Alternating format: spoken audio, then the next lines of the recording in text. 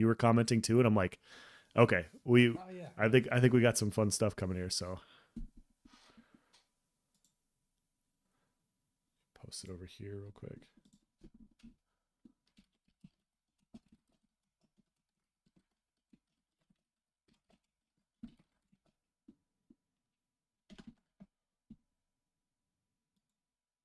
There. Get everything set up properly. No. Nope, I can't. Nope. There we go. Okay.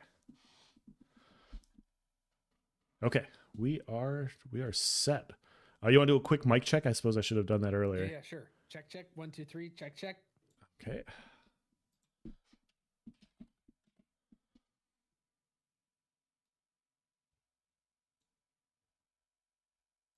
Okay, now try one more time. Yeah, sure. Mic check. There we go.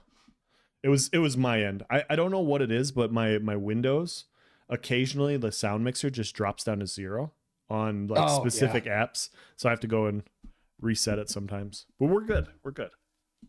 Are you on Twitch? Are we on Twitch? There's Sawman. Yep. Oh, Sawman, what's up? Yeah, let's go.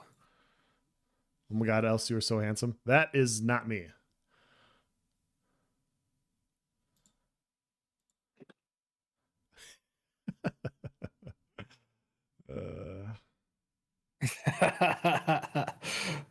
Sawman, you're so sweet. That's funny. Well, yeah. Welcome in, everybody. This is kind of an impromptu live stream. I was planning on doing something last night and got a little busy, and then I thought it would be better to actually do one with another content creator in the space that wasn't part of the AMA live stream. I thought it'd be good to have some people that were outside of the, like, not in the circle of trust, I guess, and kind of get feedback from other people. So we got Ashes of Relation on here, and we're going to talk about the AMA and like basically anything else that comes across our mind. But yeah, what's going on, dude? How are you? Oh, great. Happy to be here. Happy to be part of the Rejects Club. You know, yeah, I'm not mad. Good. I'm not mad at all. I'm just kidding. You know, Vladis, I messaged him saying that I was happy for him that he got to do the AMA, because I mean, how long has he been doing stuff? And then I mean, like, hardly anything from Intrepid towards him, and so for him to get that validation, I thought was super cool. And then dude, Stakano, he's been at this a long time too, and I was like, dude, your time's coming. It's gonna be coming sometime. And and I mean, I'm so new to this space. I've been doing this 6-7 months, and so my feelings were, at first I was just happy for everyone, and then I was like, oh, I think eventually in the future it'd be nice to do this, but I'm still so new. I shouldn't have any feelings of like being left out on, because all these people have been doing it for longer than me. Yeah, no, I was looking at it and I was like, they chose a really good 4. Mm-hmm. That was my opinion. I was like, they chose a really good 4, but I can pretend to be bitter about it, of course. But no, I was super happy for all those guys. I know they all worked really hard on their questions. I thought they did a fantastic job on it personally. We'll get we'll get your opinion on it as well. But yeah, like I told you before we started, I was like, okay, I could do a live stream with Vladis, or I could do a live stream with Jamie or Nice and be like, hey, how'd the AMA go? And of course they're going to be like, I loved it. It was awesome. It's like, well, of course you loved it. Like you came up with the question. So I thought it would be a little bit better to get they're going to be like an outside perspective of little less self-serving. Yeah. Yeah. Of course my questions were awesome. What are you talking about? Of course. Why wouldn't they be awesome? So, oh, got a new sub. Let's go. Oh, nice. There we go. Okay, so let's start. First of all, for those people, we'll do the normal introductions. You guys know me. I'm Is There No One Else? This is Ashes of Relation. He's also an Ashes of Creation content creator. Do you want to do a shameless self-plug here? Obviously, we'll let you do a self-plug at the end as well. We'll get everything going, and then we'll start talking about what we want to talk about. Cool. Yeah. I am Burns. It's a clinical setting, or if I'm in my YouTube videos, it is Dr. Burns. But just I am at Ashes of Relation on YouTube. I'm changing. I'm going to do a rebranding of the channel at some point in the near future. Yeah, man. So Ashes of Relation, I planned on. I have all this like this A reel from my New World days and talking about all the different people that I was with. And my plan was to like talk about Ashes in the light of my previous like very serious guild experiences from New World and bringing a lot of those experiences, and that's relationships, that was going to be my thing, but then it quickly became, oh, let's get stupid analytical and let's talk about like the most analytical things we can. Let's talk about physics when we're talking about the fighter, so yeah. I'm going to change it. I'm probably just going to call it, I don't want to spoil it yet, but sure. I am changing it, and then so it will make more sense that it's Dr. Burns. So that's what I'm doing. But what's funny is my real life friends call me Burns. They gave me the nickname when I was growing up, and so yeah, that I am Burns. But that's it. Ashes of Relation. Okay, so I am also a Simpsons aficionado. Is it like a Mr. Burns reference? Like a Montgomery Burns thing? Yeah. Or is it just loosely? Okay. But it didn't. It was this kid in our neighborhood who, go figure, all he did was play video games and was super nerdy. And so it was meant as an insult to call me Burns because that was the kid's name. Oh, sure. But it just stuck, and then I became this kid who just played video games all the time. So I became the nickname. Man, it's a self-fulfilling prophecy. You hate to see it. It is. So, and you became Brad Pitt from what's Troy? From Troy. Yep. It's just stuck with me for the last 10 years, I guess. So it is funny that you're talking rebrand, because I considered it like 3-4 years ago, and I was like, you know what? I like my name. I don't care. And then it was brought up in the content creator Discord, and they're like, dude, your name's so hard to search for.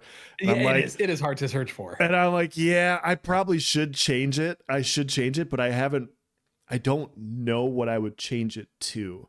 And so it's just been this for so long. It's tough to figure out, like, if I'm just gonna be like, oh yeah, now I'm like Mr. Smith, and I just can't come up with anything. So you could just be Brad Pitt, bro. Oh yeah, I'm sure that name's not taken, so I think I got a chance. I mean, Sawman brings up a good point. Could just be no one else. Yeah, I could do that. No one else can never find anyone online to play with. Yeah, that's true. That's true. Always alone. So, well, yeah. You guys should go check out his content. It is very good. It's definitely some of the best in the space. Not sugarcoating it. I sincerely believe that, and yeah, Thanks, I look forward to your videos every single time. So yeah, let's dive into. Before we get into the AMA, can I ask you real quick? Did you have you had a chance to watch my last video, the one on data? I have not. No, I have not. Okay. Not the latest. Have you seen any of the reaction from Blue Squadron? So I wasn't sure if I was going to watch that one live or not. I saw a bunch of people talking about it, and I'm like, okay, maybe I'll just kind of respond to it, because I responded to one of his earlier, and it was kind of funny. Sure. And I'm like, well, I could do two birds with one stone. I don't know, but no, I haven't done it yet. But yes, I will watch it soon. Why? Okay, cool. Did you end up watching the react? Yeah, I watched. I mean, I had to put it on like 1.75 speed because sure. I don't want to spoil it. I was actually surprised based on what everyone was saying in the creator Discord. I was surprised that it was. I thought it was going to be kind of negative, right? I thought, it was going to be, overall not positive. But I mean, there were a couple of things in there where it's like, I think he liked hearing his voice more than he liked listening to any of the points or understanding them. And so he didn't understand. I was talking about Alpha 2 up until like halfway through the video. And I was like, dude, what are the... So he was arguing against a scarecrow the whole time. And what was funny was he was actually validating a bunch of my points. Yeah. But my favorite part, and this is the only part I'll spoil for you, is...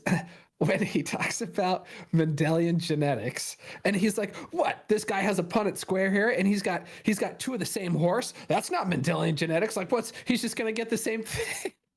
And I was like, bro, That is literally the definition of Mendelian genetics. You can breed two heterozygotes and you can get a homozygote and you get a completely different phenotype from it. But it was so funny when he was doing. I was laughing out loud when he said that.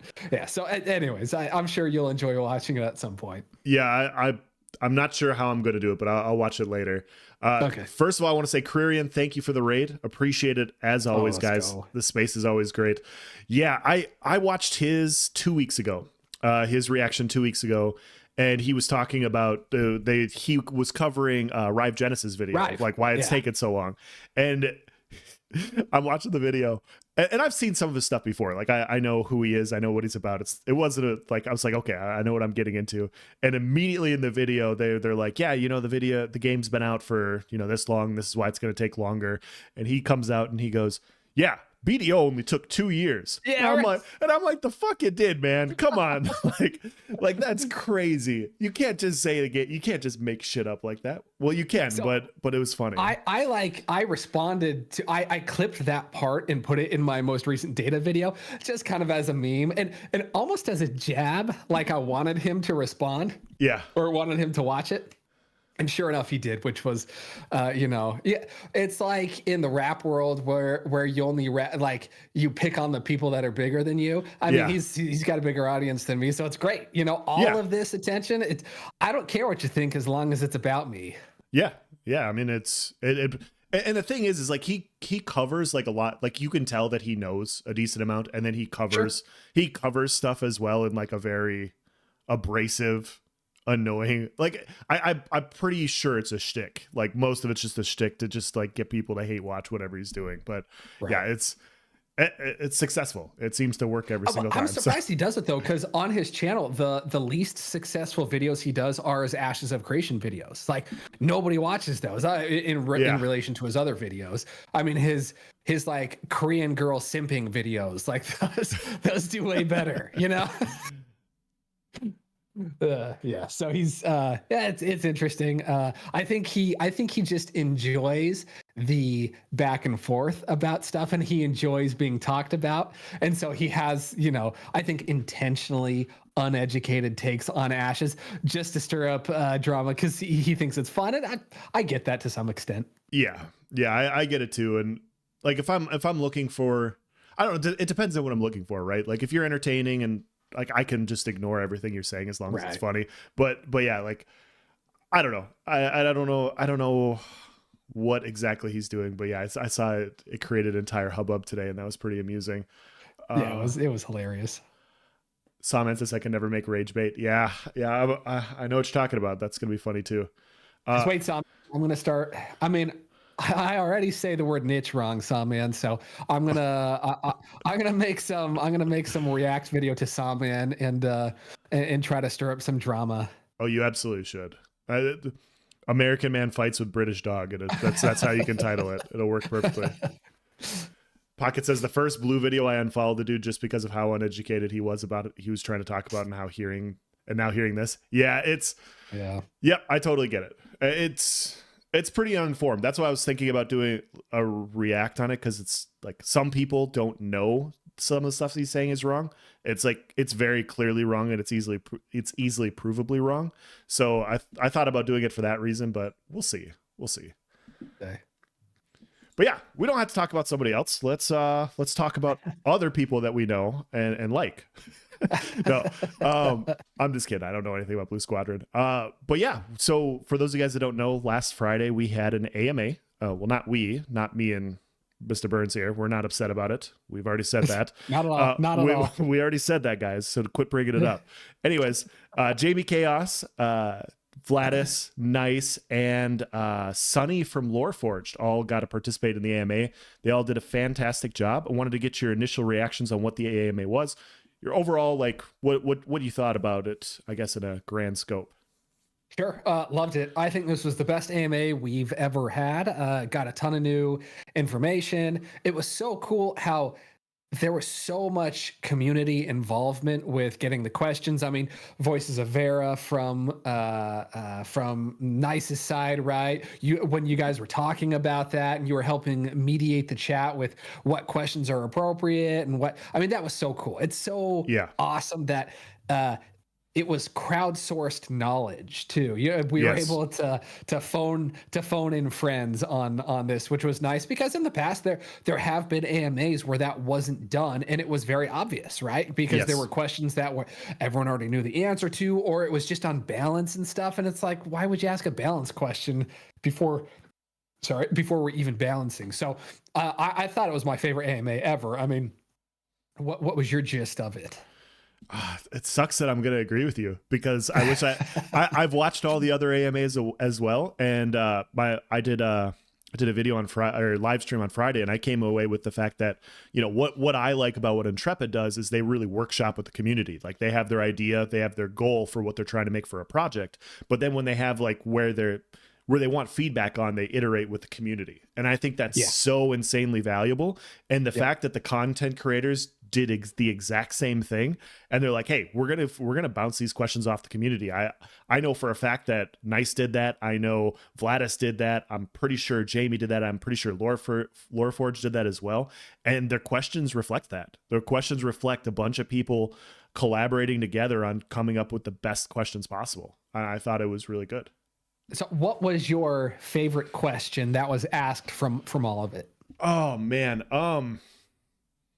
So it's not because he's in chat, but so there was a few that really caught me off guard. The first one on guilds was really good. There was a few questions. Yeah. There was a few questions that I'll have to go back and figure out where they're at and everything. But the first one on guilds and figuring out the guild passive question and learning that you're going to, like, guild leaders will assign passives to the group was like mind blowing to me when I first heard it. And it's just a new level of detail that we didn't know about. And I thought that was great. Intense, man. And at first when I thought of that, I was like, is that necessary? Do we need this level of stratification? But then I realized, I was like, nah, man, this is a soft friction point, right? Yes. Like, hey, I'm in Is There No One Else's guild, and he's got me as an officer, and but then Nice offers for me to join his guild, and I'll be one step above an officer, which means it comes with all these different perks and stuff. And I was like, no, this is too good. This like this will create so much more drama as a result. And I was like, yep, this is perfect. Yeah, it assigns value to guild members, and I was trying to apply it to other games and other guilds that I've been in, and everybody, like, you know, there's a point in time for just about every MMO where somebody wants to be in a guild, right? Like they want to join a guild and they want the tabard, but they have the tabard and then they don't do anything with it. They're just there for like, hey, I'm part of this guild, but they don't participate in the guild. And this also helps drive that participation, right? Like, and that's a good point. Like, you're just like, okay, I'm in the guild, but I don't get anything special. Now I have to like work with the guild in order to get assigned, you know, value within the guild. I'm not, you know, and I thought that was really cool, because then the more you get to reward players for participating more, it's something in the game that allows you to assign it. And I thought that was really cool also. But I love it puts a premium on guild spots. Yes. Is essentially what you're saying. And yeah, I agree with you. There's a limited amount of spots that are valuable, and those go to, you know, whoever you want them to go to if you're the guild leader, which is that's just going to create more intrigue, I think. Yeah, and your point about free agency is perfect too, because it's like, okay, I'm a PvPer, I'm not attached to this guild, right? You know, but I'm a good PvPer. Do you want me to have more stats or less? And you can potentially leverage that with whoever you want. There's some interesting aspects to that, and the details of these systems, the more like we learn about it, they just open up so much capability, and I think I think it's awesome. It's not tech trees in Ashes, it is tech forests, right? Everything is a tech tree, right? Yeah. Like, I'm going to talk about this in one of my videos coming up about luck versus skill-based decision, or luck versus skill-based games. And player choice is the player choice having an effect on the outcome is what delineates a skill-based game versus a luck game. Yes. And the amount of choice in Ashes is just stupid already. Like it's insane the amount of choice. So and the guild one is just another example, right? Like that's just another way that there can be more trees, and there you can try to min-max it certain ways and certain builds. So yeah, dude, I thought that was I would like to see a visual representation of it, but otherwise I thought it was an awesome answer. Yeah, I thought it was a great answer. And like I had a hot take a few weeks ago. It's still hot. But my opinion is the systems, like I don't think it's going to be this way, but my hot take is the systems, in my opinion, with what they're doing so far, are so freaking good that the graphics could be bad. Everything else, like the gameplay could feel bad. Like everything else could like kind of fall to the wayside. But because the systems are so intricate and in depth, and they allow player choice and decisions, I think they're being made so well from what we see so far that can just literally carry the game on its own. I don't believe that that's the only part of the game, but these are so freaking good. And I kept coming away from the live stream, and for me as a broad whole of, holy shit, like their attention to detail on every single system here is just leaps and bounds above like things I see in other MMOs in the space. And yeah, for sure. And that's what I kept coming away with. Like my mind would be blown, and I was like, holy shit, like you really thought this far. That's awesome. Like I didn't, I'm not a game developer, but I didn't come like think that far. So I asked you your favorite question. Can I tell you my least favorite question? Yes, let's hear it. And it is least favorite because it like almost overshadowed the AMA for a minute. And it's not so much the question, it's more the answer. It was that the rogue isn't going to be in at the start of Alpha 2. Yeah. And dude, Vladis's questions were ridiculous because I felt like Vladis had some kind of inside knowledge, because you could almost see Steven just kind of like, yes, Vladis, your assumption here is correct. And, and then he would answer. It was so funny. So, Vladis asking, hey, are we getting rogues at the beginning of Alpha 2? And no was the answer. And so many people, I think, took that answer, and it kind of cast a pall on the whole AMA. Despite it being an awesome AMA with fantastic questions, it was like, oh no, we're not getting rogue for the start of Alpha 1. Yeah I've been saying for a while, like rogue, I don't know what my main archetype is yet. Typically I'm the fat, like in any MMO I'm fast, I'm high damage, mobile, like that's freaking rogue. Like in ESO, right. I started off as a Nightblade, which is very similar to what a rogue is. And so like I'm bouncing back and forth. And so I was watching it. I'm not going to lie. Like I think I had a blackout moment where I forgot that question until you just brought it up again. So hopefully I'll just black out and forget it again, and we'll just not think about it anymore. But yeah, I thought about it more, and I was like, if it doesn't look like the other archetypes yet, then I don't want it either. Like it has to be ready enough to look like the other archetypes. The other archetypes look awesome. If you bring out something that's like 30% graphically of what the fighter is, nobody's gonna like. People will just say throw it back. Like we don't want to play this right now anyway. So yeah, just save it. You know what? The conversation after every archetype live stream has been, except for the tank, was, oh, this is OP. Oh, yeah. Like cleric, they're like, oh, healing looks OP, and then the ranger, oh, this looks OP, and even Margaret in the like responding to questions in the chat asks Steven afterwards. She's like, hey, a lot of people are asking, this looks really OP, and Steven just kind of like, really, we're talking about OP right now, yeah, and then after the fighter live stream, it was the exact same thing. Oh, this looks really OP. I can't believe how OP this is. And Steven then talks about, he's like, oh yeah, we are gonna have to scale some of these things to balance stuff. But that's so good because it gets you hyped every time you see that, and you're like, oh, this looks awesome. I would want to play this in so many different fashions, like when it comes out, because look how cool this class is. Yes. Yeah, no, exactly. And the thing is like, I want to try everything anyways. So if we only had 4 archetypes, I wouldn't care. I'm going to spend so much time working on them to begin with. So yeah, Annie just set me up really terribly. She said, "Is there any rogues in chat?" And then I said, "Me," and she goes, "Not anymore." So yeah, I just stumbled over my own feet on that one. She's sneaky. She'll freaking get you. Oh, that was really good. I'm on my toes now. You won't get me again, I promise. I gotta be stealthy like a rogue and respond later. But Jamie also said that what Intrepid is doing reminds him of Larian, which I agree with. Like, their attention to detail, it's very similar in my opinion. So far, we have no idea if they're going to have the same type of success, but that attention to detail, I think, is definitely there. I don't know. Have you ever played Baldur's Gate, Dr. Burns? I haven't. I've watched you play Baldur's Gate, as a matter of fact. That's good stuff. It's a good game. Yeah. So, yeah, okay. So I've heard just good things about it. So what's your favorite question then? Since I took out the easy one, and now you have to... Okay.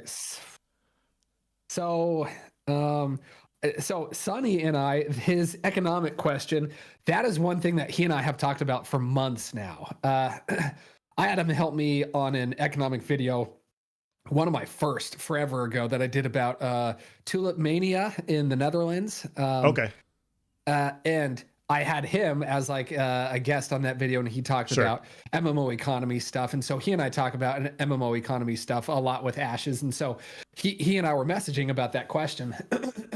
And I was like, yes, you should ask this, but if he doesn't answer it adequately, then I need you to ask about Mendelian genetics. And he was non-committal. Well, but then, so I'm still glad he asked that question, because the implications were pretty freaking huge from that question. Do you remember his economic? Yeah. Oh yeah. So I went to college for an economics degree. So when he said he's going to do an economics question, and now you're bringing up tulip mania and the tulip bubble, I'm like, wait, hold on. We have some people that know a little bit about econ. Okay. I don't want to share. I don't want to share how much I know or don't know, so I don't look like an idiot. But yeah, I was very excited about his question. So yeah, it was interesting about that was the one that where he Stephen then went off talking about, was that about the selling of items and everything? Or was that a different one? So yeah, what spurred on this question was Sonny and I were like, okay, on the wiki, it is super unclear if every node will have an auction house. There are markets, yes, but there aren't necessarily auction houses. And so Sonny phrased the question really well. He's a lawyer, of course he did, right? He made some assumptions in his question and then asked a question. So Steven had to first address his questions. Sonny wasn't like nice, where Sonny just asked, where nice just asked multiple questions, just outright. Yeah. Like Sonny was like, "Oh, we assume this, and here's a."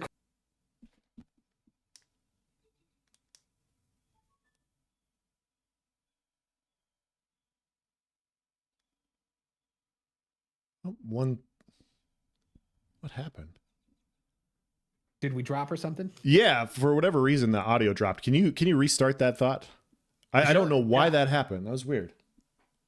Let's see. I'm back now though. Yes, you're back. Okay, like all of a sudden I lost the sound in my headphones and like everything went down. So sure. Sorry. So the fact that there isn't an auction house in every type of node blows my mind.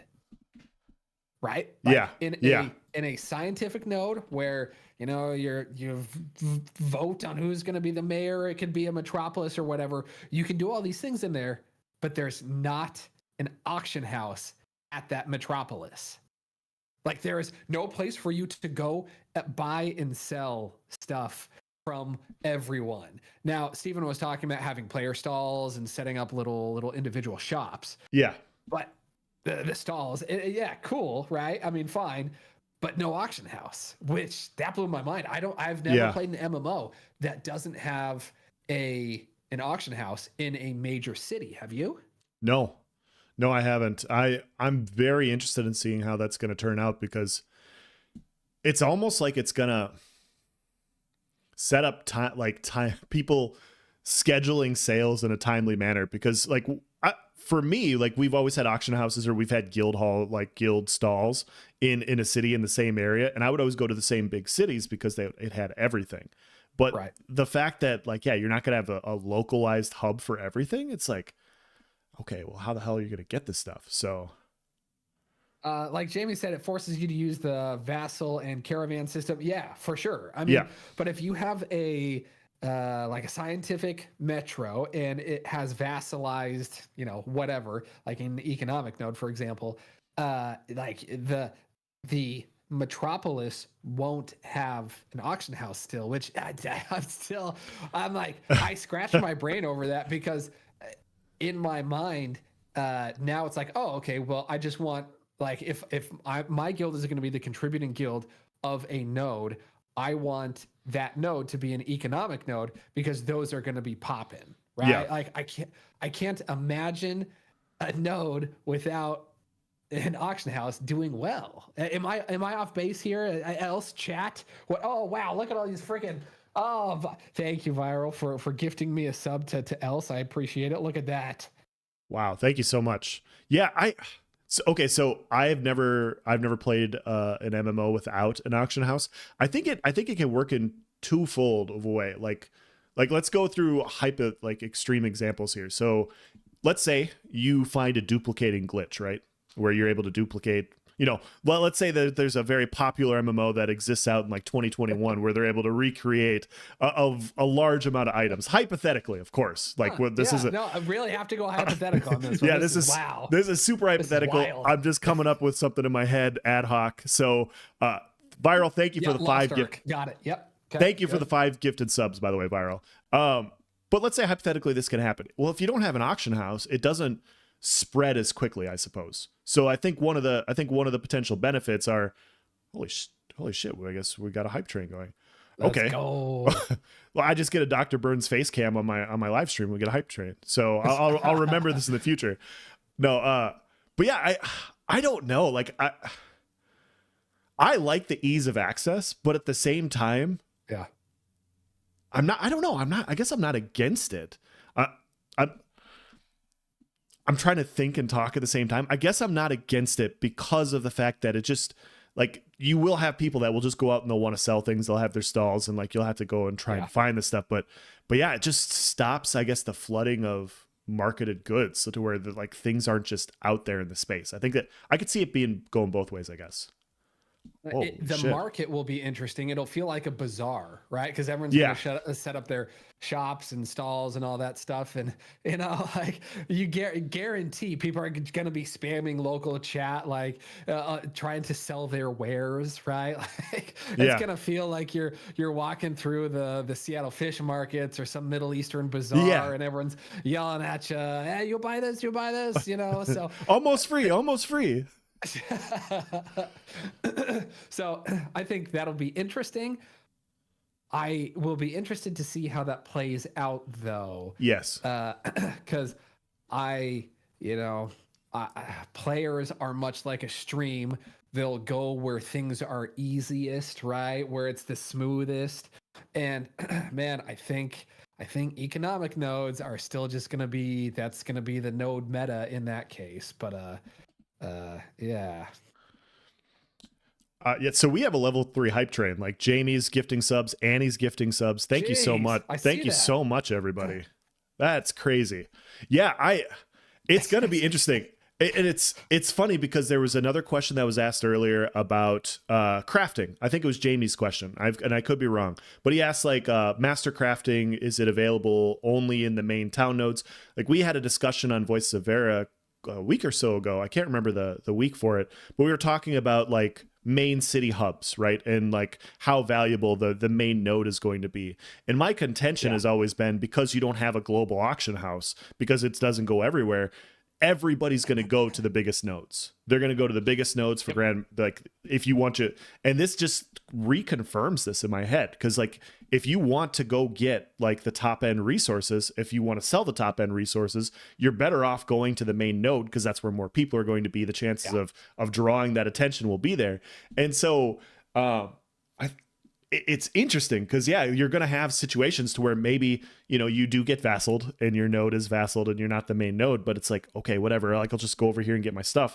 I still want this big node to have its stuff because I can then sell my shit over here and it's close nearby. And like, and then all of a sudden your allegiances tie in, even though you're vassaled to this node, because it's not yours, but at least it's close enough. And so I think it's super interesting how it's going to work out. Jamie brought up a good point. Like the other nodes abilities or whatever the other nodes offer is going to have to be really freaking good to compensate for not having an auction house. Yes.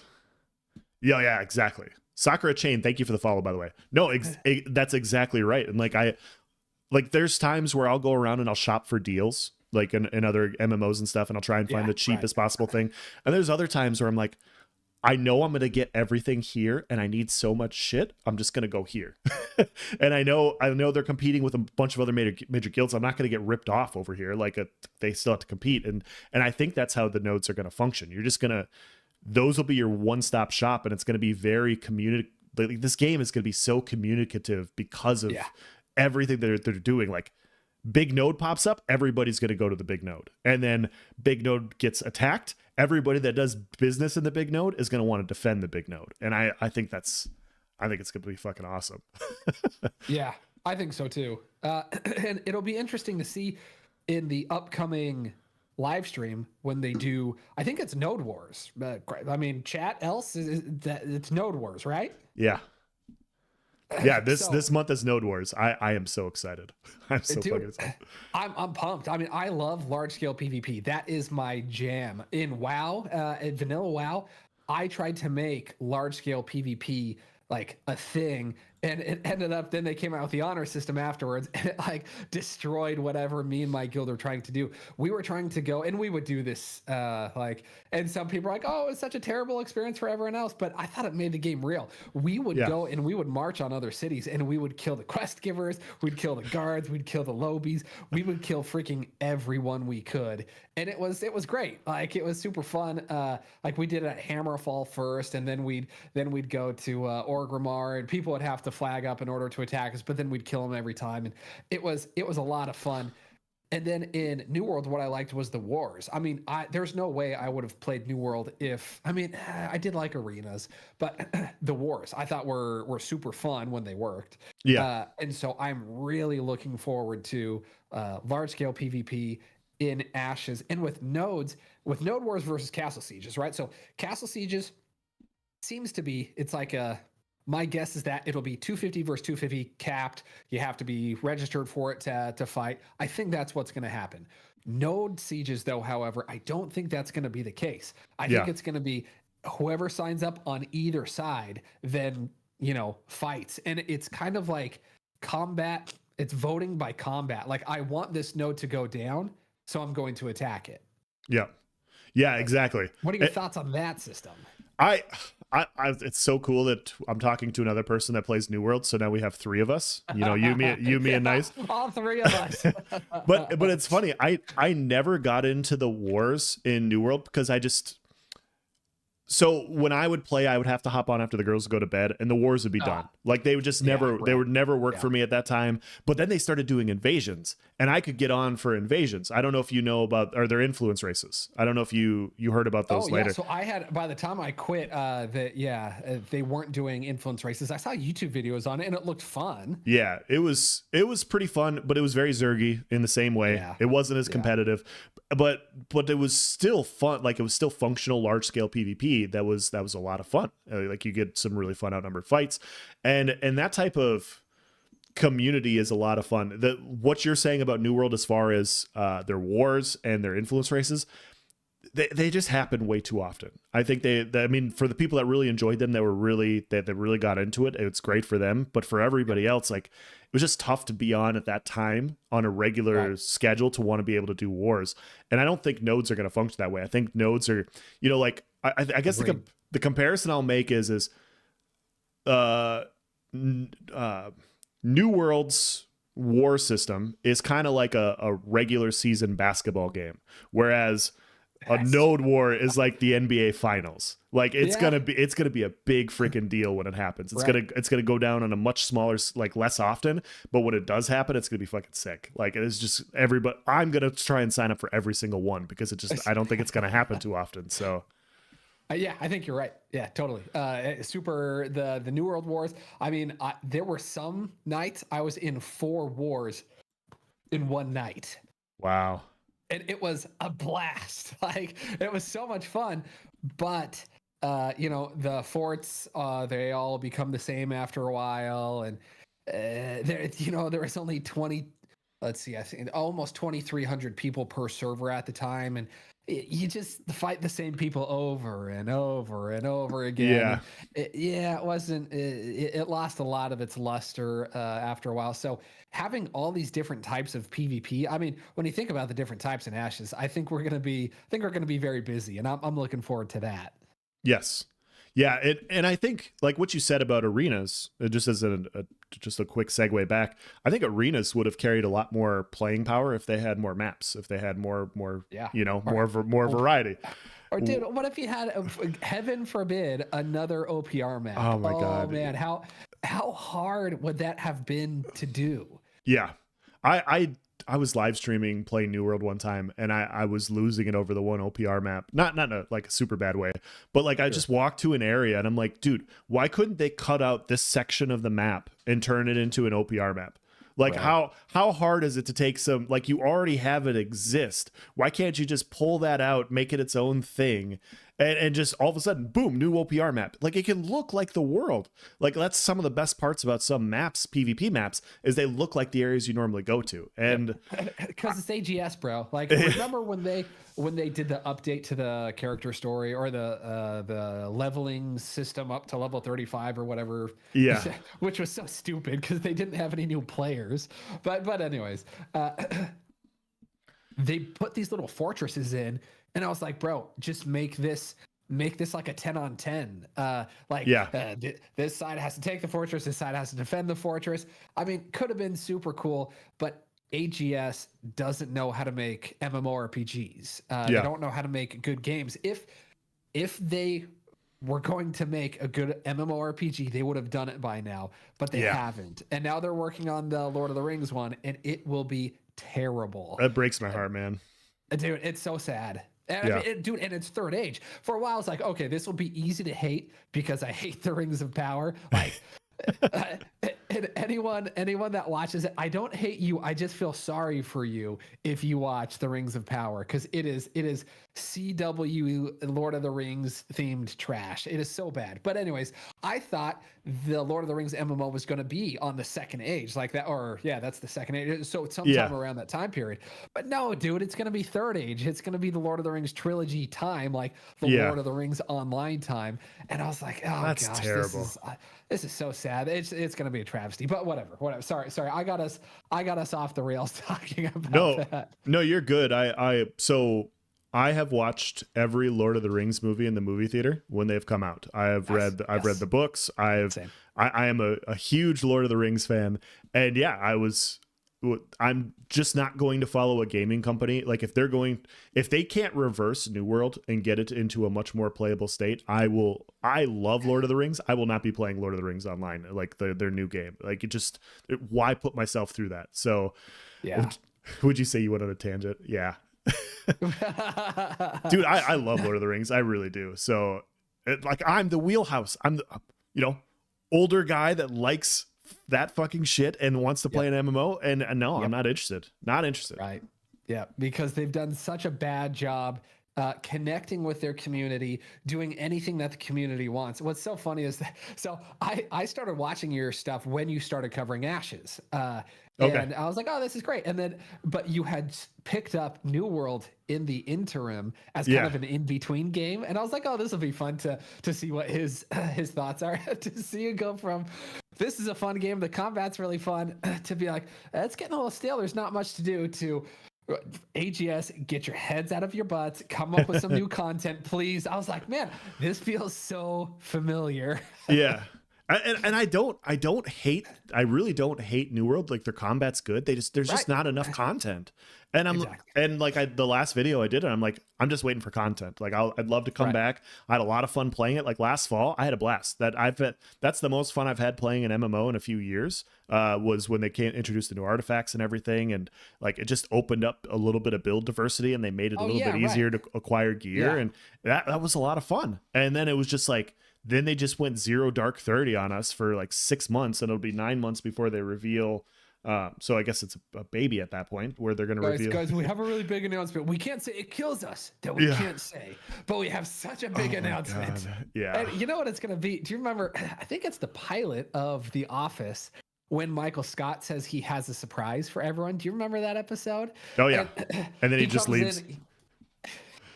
He's got ice cream sandwiches halfway through and he starts throwing stuff. And Stanley goes, Michael, this better not be the surprise. And Michael's like, no, this isn't the surprise. And at the very end of the episode, he's like, okay. And he still doesn't have a surprise at this time, but he's like, and the surprise is, drum roll, please. And he's trying to think of something while he does this drum roll, but he just keeps doing the drum roll and everyone gets up and walks out and leaves him. And I'm afraid that's what it's going to be with New World. They're going to say, hey, we're doing console support now. Isn't this so wonderful, guys? And the remaining 10,000 players are going to be like, hey, this doesn't do anything for our day-to-day. This is terrible. Yeah. That's my expectation for their announcement in June. I'm sure yours is similar. Yeah, I think it's gonna. So Sawman already shot down what I think it's gonna be, because they've teased at like an open world always on PvP map. Yeah. And I'm like, I think it's gonna be console edition, and then I think it's also going to be the PvP thing. And then I was like, and I really hope that they integrate the players from console onto the PC servers. And Sawman's like, yeah, no, that's not going to happen. And I'm like, it fucking better, man. Like us PC players over here just struggling. Like, we need fresh meat. So it's just, yeah. But I mean, it doesn't solve the problem of zero endgame loops. Right? Exactly. There are zero endgame loops. You have OPR, you have the arenas. Yeah, and what? Then you're just gonna run a bunch of dungeons. They're same crappy 8. I mean, I think they only had 5 at launch, and now they have 8. 2.5 years, almost 3 years later, it's like, well, that is rough.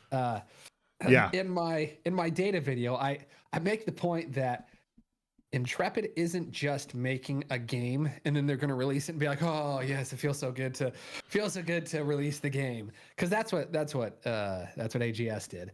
But Intrepid is creating the tools, and Steven made a recent Discord post about this, I think 2 weeks ago, where he said the first zone, the Riverlands, is taking forever because we're not just making the Riverlands, we're making the tools to make the Riverlands and every other zone as well. And he's like, so development wise time, yes, the Riverlands takes forever, but everyone after that, it'll be exponentially quicker.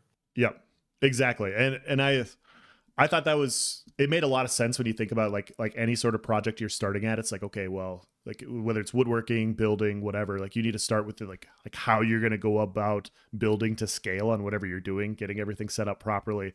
And so it made complete sense when he said it. And it's like, yeah, they're going to speed up. Obviously they have more developers now. Once they get once they figure out how they're going to do a lot of the things they're doing, I think the production's going to scale rather quickly. And so, but yeah, it's funny because we just both ranted on New World there, and I'm gonna cross over here, guys. I'm gonna provide a connection to Ashes of Creation, of course, because that's what we're gonna do. And I remember this Josh Strife Hayes short on New World, and I could probably pull it up here, but basically he's like, you know why New World feels dead? And he goes in, it's just a brief short. He shows the map layout of all the major cities, and they're literally all the exact same. And Control C, Control V. Yeah, and it's like almost carbon cut copy. Each city is almost the exact same thing. The layout's almost the exact same. And it was he's like, this is why it doesn't feel like it has a soul. And I'm like, that's a good point. that's a really good point. And so we get into this AMA, and I'm not a big lore guy, but the lore questions I thought were great. I really like just how he answered a few of them, the detail that they went into. It just, to me, it was they were playing into the overall depth of the overall game. Like, it was like he opened up a curtain and it's like, you think we're on this level? Like we're way down here. Like when he was talking about the dialects of different goblins, and he's like, that was awesome. and he's like, yeah, we haven't done this yet, but we would love to open, like we'd love to work in the future and have speech expand. And it's like, yeah, that's exactly how you get nerds like us, like just obsessed with your freaking video games. So that's perfect. Yeah, dude, I love that. So I am not a big lore person, but No. the lore questions that they asked and the answers ended up being fantastic. So I was, Yes. you know, even the questions that I wasn't necessarily excited for ended up being awesome. You know, it was great. And I love the Lore Forge guys. Love what they do. But yeah, lore generally isn't my jam. But yeah, I was like what you just said. That I thought that was so cool that they're even thinking about that. And then the fact that like Jamie, shoot, what was the question? Oh, it was the land management question, right? Jamie was like, Yeah. What do you do if non-combatants come and start harvesting all of your resources? That was a great question. Yes. It was so good. And then Steven's answer I thought was awesome because Steven and the design team, I'm sure, had already talked about ways to cheese that system. And he's like, well, okay, so first, let's say you get, you know, some guild who's doing it. Well, then you have the guild wars system. Let's say you have people from a certain node who are doing it. Then you have the node war system. He's like, let's say it's a bunch of alts. They're ungilded. They don't have citizenship at nodes. What do you do about that? And so he had already thought about that level. Yeah. He had already thought about cheesing systems and stuff. I thought that was such a cool moment. And then he's like, yeah, and then you just kill them. Yeah. But then he was also saying that there are policies that the node can do that will increase the respawn rate of resources. I thought that was great. Yeah, I thought it was a really well asked question because, games to me, I won't go too in depth here, but some like if the game is made with skill like really well, people will learn to get better, right? They'll work towards getting better. Oh, Jay. Sorry, I wasn't sure if you had to step away. So sorry. No, you're good. I just no, you're good. You're good. I just wanted to make sure I wasn't gonna say anything that you didn't hear. No. But when a game is designed well, people will work towards playing better. When a game has shitty glitches or abuse mechanics, people will just abuse glitches and mechanics. And that question opened up the possibility of, you could have some unruly, nefarious people that want to just fuck over a node without actually going to war. Like they don't actually want to fight you, but they want to bug the shit out of you and ruin your resources and ruin your ability to gain gold and stuff. And the fact that he went that in depth, like it's clear that they've discussed really far levels into it, kind of like an onion. And it was like, man, that's awesome. That's awesome that you have that big of a question. So, but it's just a gamer making a game, which is so cool, right? Yeah. Like, Scott Lane, the lead game designer on Amazon at AGS, he had never made an MMO before, ever. Yeah. There's a BDLG interview where he's like, hey, so this is your first MMO, right? And Scott goes, yep. He's like, I made a like a WWE game and then some, I think a baseball game or something like that. And dude, it just showed, you know, it was, it was unfortunate, but you can tell it with Ashes, all of these guys are freaking MMO players. Yes. Yeah, no, and that's the crazy part. And that it was such a, like, every single question was so well done, and then Steven's answer just like made you want to ask more questions, which then all the content creators took good advantage of. Like they all had 5 questions. I think Nice snuck in 10 questions. I'm pretty sure he got 10. He got full. I was counting towards the end. He got 4 questions in a 1 question situation. Yeah. And it was like a back and forth. Like he got a 3 for 1, and then Vladis got a 3 for 1, and then Nice got a 4 for 1. And I'm like, okay, this is great. And Steven was gracious in answering the questions, and it just made it so much better for that reason. But yeah, that was a great question, just showing how much they think about these things. And right. Yeah. Dude, what did you think? You're Mr. like nitty gritty PvP guy. What did you think about the stamina system in terms of, so there's a sprint, dodge, and block that all share the stamina resource. And then later we can talk about the universal skill set. But what did you think about the stamina resource and then those with sprint, dodge, and block? So I was flexible. I was flexible with whatever system they chose. I'm like, you can make it work. You can figure it out. I like the idea of a stamina bar for dodge, block. Like I like having that because then it's just in my opinion, it's a more realistic way of managing resources, if that makes sense. Sure. Like you're using physical abilities, you should have a physical bar for those abilities. So you could use mana, but I know it makes your entire like UI look cleaner by having less bars. I just, coming from ESO where we have a Magicka stamina and health bar, like it just having a stamina bar makes a lot of sense for those things to me. So I was really excited about it. I liked it quite a bit.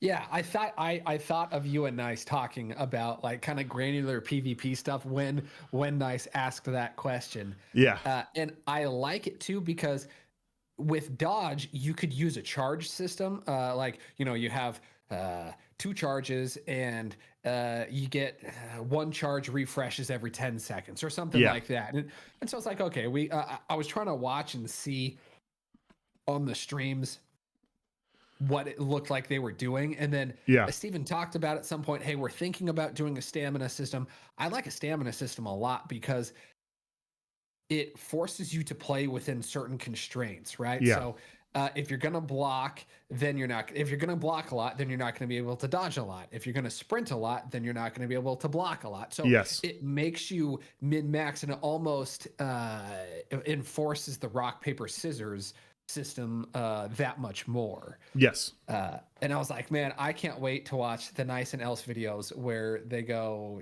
like just talk where Else is just diving deep on his Achilles build. And that's what you should call a build, by the way. I really want you to call a build the Achilles build or the Myrmidon build. Yeah. Well, I talked about making the guild the Myrmidons for sure. So or whether it's a sect of the Myrmidons, but yeah, it's that might have to come in. But yeah, I agree. We talk about it in the Discord quite a bit in our Ashes of our Voices of Era Discord about combat. I'm very flexible in general about what the system is because they can, as long as it's done well, it's fine. Like the stamina bar system has been abused in ESO in the past where they made block cost way too low and people could just perma block relentlessly. Just hold right click. They just held right click and they could perma block through 30 people, and there's just sets in the game that allowed that to happen. There were other times where people could dodge the first few years of the game, you could dodge roll through zergs of people and just never get hit due to iframes and due to low dodge cost. And then they changed it to where you had escalating cost on dodge, and you then had to choose when and where you're going to dodge, or else you're going to run out of stamina. Perma-block builds, they got increased block cost. It's still too tanky in my opinion for block, but it was better. So, but yeah, it can be really good, or it can still be bad. Like any system can be good or bad in my opinion. And so, but I just like the idea of like, okay, I'm using physical abilities. I can see my physical bar just in my peripheral. I know that if I'm blocking, here's my bar. Whereas like a mana bar, sometimes you're getting really heavily focused, just having that separation. Like if you're a mage or something, knowing that you have your defensive capabilities are on your green bar and your offensive capabilities and defensive are on your other bar, like just being able to separate the two, I think it comes in pretty valuable. So what do you think about no iframes on the dodges? I'm cool with it. I've been trolling about it in the past. Like, I'm cool with it. I'd want to know like what I guess iframes would then, or the dodges then exist for the sake of getting distance. Right. Which I mean, they're gonna have to be really good in order for them to be worth it, right? Because let's say a dodge takes up a significant amount of your stamina bar.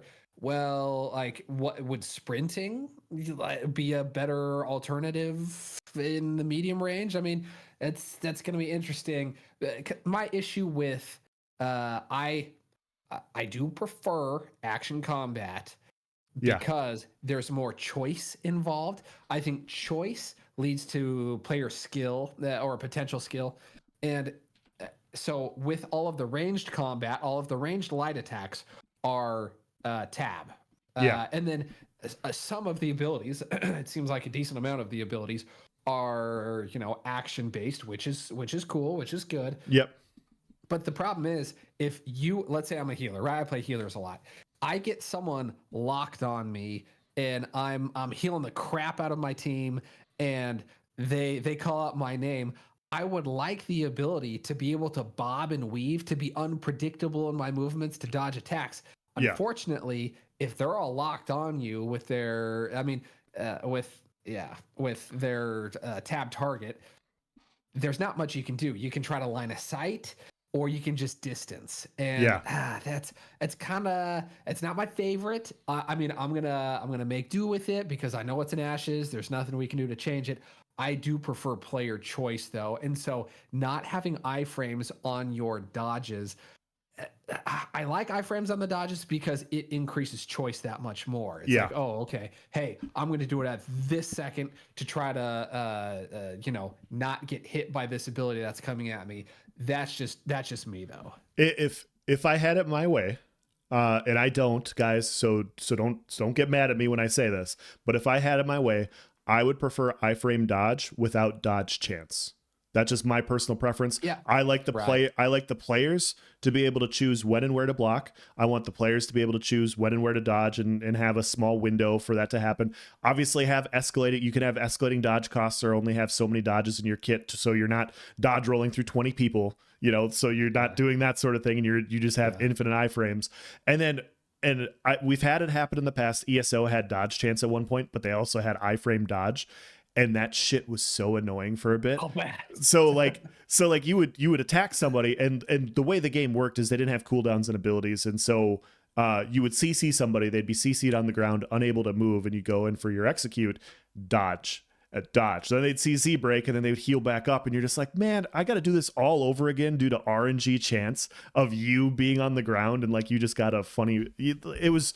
Both of them together was bad. Like one of them being removed, whether dodge, like not being able to dodge, getting an iframe or getting the proc chance, one or the other is good, but both was pretty bad. So yeah, I can see that. Dude, I played ESO at launch forever ago. I think it was 2014, right? Yeah. Yep. Yeah, it's their 10 year this year. So dude, that is wild. I played it forever ago. I enjoyed it for what it was, but yeah, listening to you talk about it since then, I'm not necessarily sad that I didn't pick it back up again. Yeah. It was a lot of fun. It was a lot of fun. Like lately, there's a lot of easy damage in my opinion. But yeah, still a lot of people play it. There's some good things I think to glean from some of their systems. Obviously, not copy, not copy everything, of course, or anything like that. But there's some things that I like that they did pretty well. And yeah, that's a few of them. What was that? Well, I was trying to think of the other combat question. Nice asked a really good. TTK. Yeah, Nice's TTK question really got me down in the nerd rabbit hole. So before, let's hear it. So okay, I was gonna say before I jump into my rabbit hole, I wanted to hear your opinion on the TTK question. I didn't really. I thought it was interesting. I didn't have super strong feelings one way or the other. But yeah, let's hear. I want to hear. When I heard that question, I was like, I want to hear what else thinks about that answer. Yeah. So I thought his answer was perfect, like all the way through it. So I'm listening to it, and in my opinion, and I'm glad Nice prefaced it that way. It's almost like we've talked about this in the past and stuff. It wasn't my question. Like that's Nice's question 100%. But sure. But the way he prefaced it was, it's good to know your time to kill in one-to-one situations, even though it's not a dueling game, even though like this isn't going to, you're not going to want, it's designed to be a group-based game.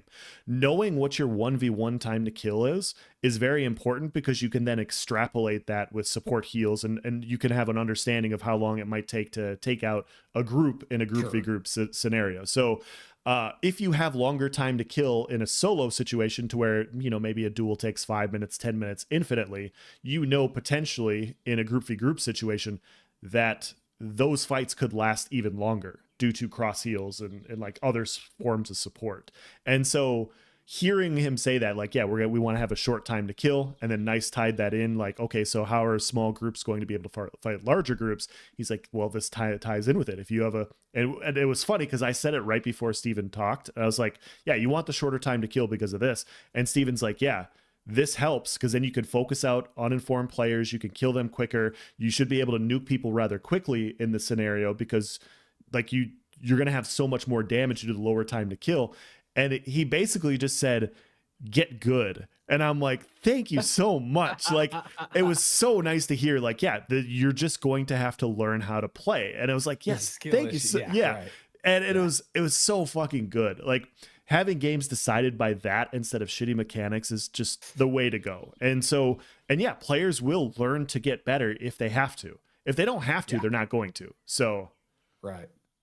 Sakura here says, we actually talked about the TTK in Discord a while ago and Steven jumped in the discussion. We asked for PvP TTK, but Steven wouldn't answer at the time. Yeah, it was a very well done question, in my opinion. And yeah, it was really well said because you want to be able to, like, Zerg should exist. And those of you guys that know me as like a solo, small scale numbered player, hearing me say this is probably throwing you off guard, but Zerg should absolutely exist. They should be functional, but they shouldn't be so functional that they dominate the game in a way that that's the only thing that happens. So if your skill is just bringing more players, then you have a functional issue with your game, I think. And that's how you get like some of these MMOs in the past where everybody just steamrolls 100+ people because they know it works. And they don't have to get good. They'll just run 100 people. And so if you have that threat, then everybody has to try and get better. And it opens up, different player groups and it allows diversity among smaller groups to try and coordinate to fight these larger groups. And you have a little bit more parity in that regard, in my opinion. So Jamie says he wants to know how we felt about the anti-Zerg dungeon question. So is that the one where, because there were a couple ones about that. Yeah. Is that the one, Jamie, where you were saying, are there like doors and are there kind of lockouts or things like that? Is that the one? Is that the one you're talking about? Yeah. Was it yeah, because he was talking about the different areas of the dungeon, right? Is it that question? Oh, the one Nice asked. Yeah. Oh, the one Nice asked. So the one tower Nice asked. Size of the tower, Carfin, and group size. Yeah. Dude, that was cool because I've rewatched the Tower of Carfin one, because that's the Story Arcs live stream, and I did the Story Arcs video last month. Yeah. And that tower doesn't seem that big. Like you walk in it, and it was like like 2 staircases, but the tower gets smaller as you go up.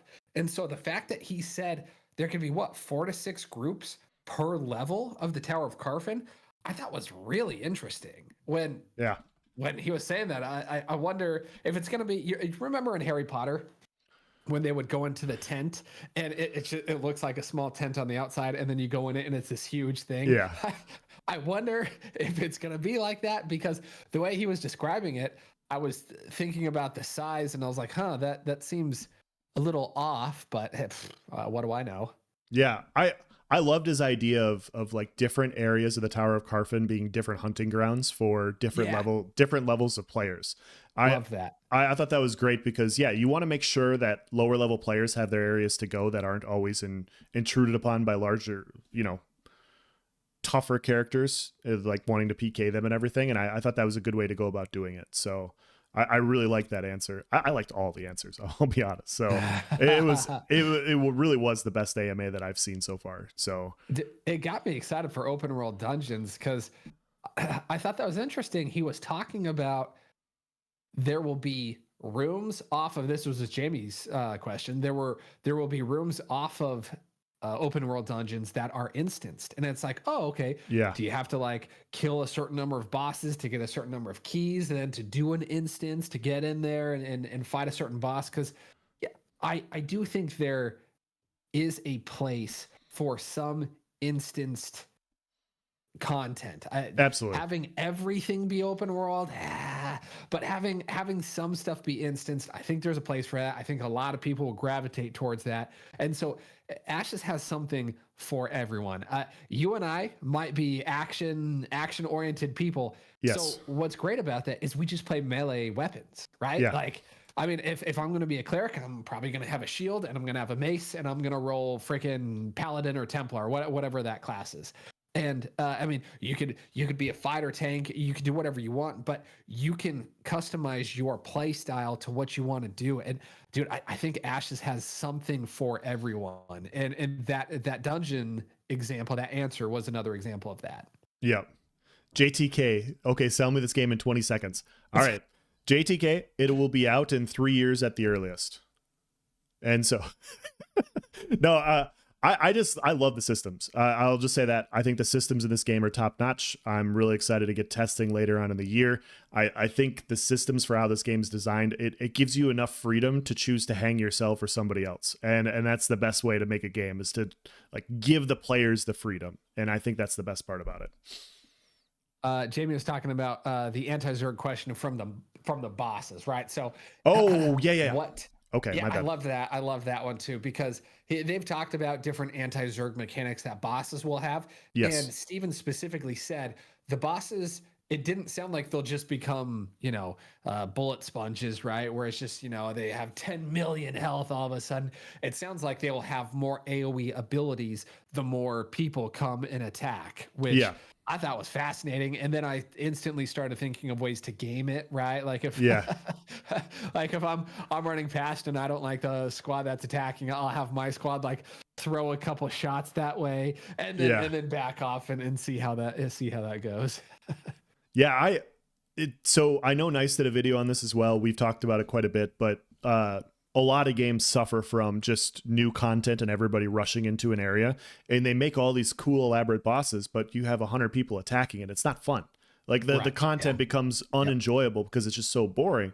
And it sucks, because every New World seasonal thing was that. Exactly. Like they have the Turkalum, they have the winter event, they have whatever. And it's just, oh, hey, everyone, let's train into a Zerg and go hit this. Okay, now we got to go out and go to the other spot. It's like, this is not fun. I don't feel unique. I don't feel interesting. I feel like it is 1941 and I'm in the Red Army and I don't have a gun and I'm being told to run at the German machine guns right now. This doesn't feel good. They're going to run out eventually, okay? They're going to run out eventually. Don't worry about it.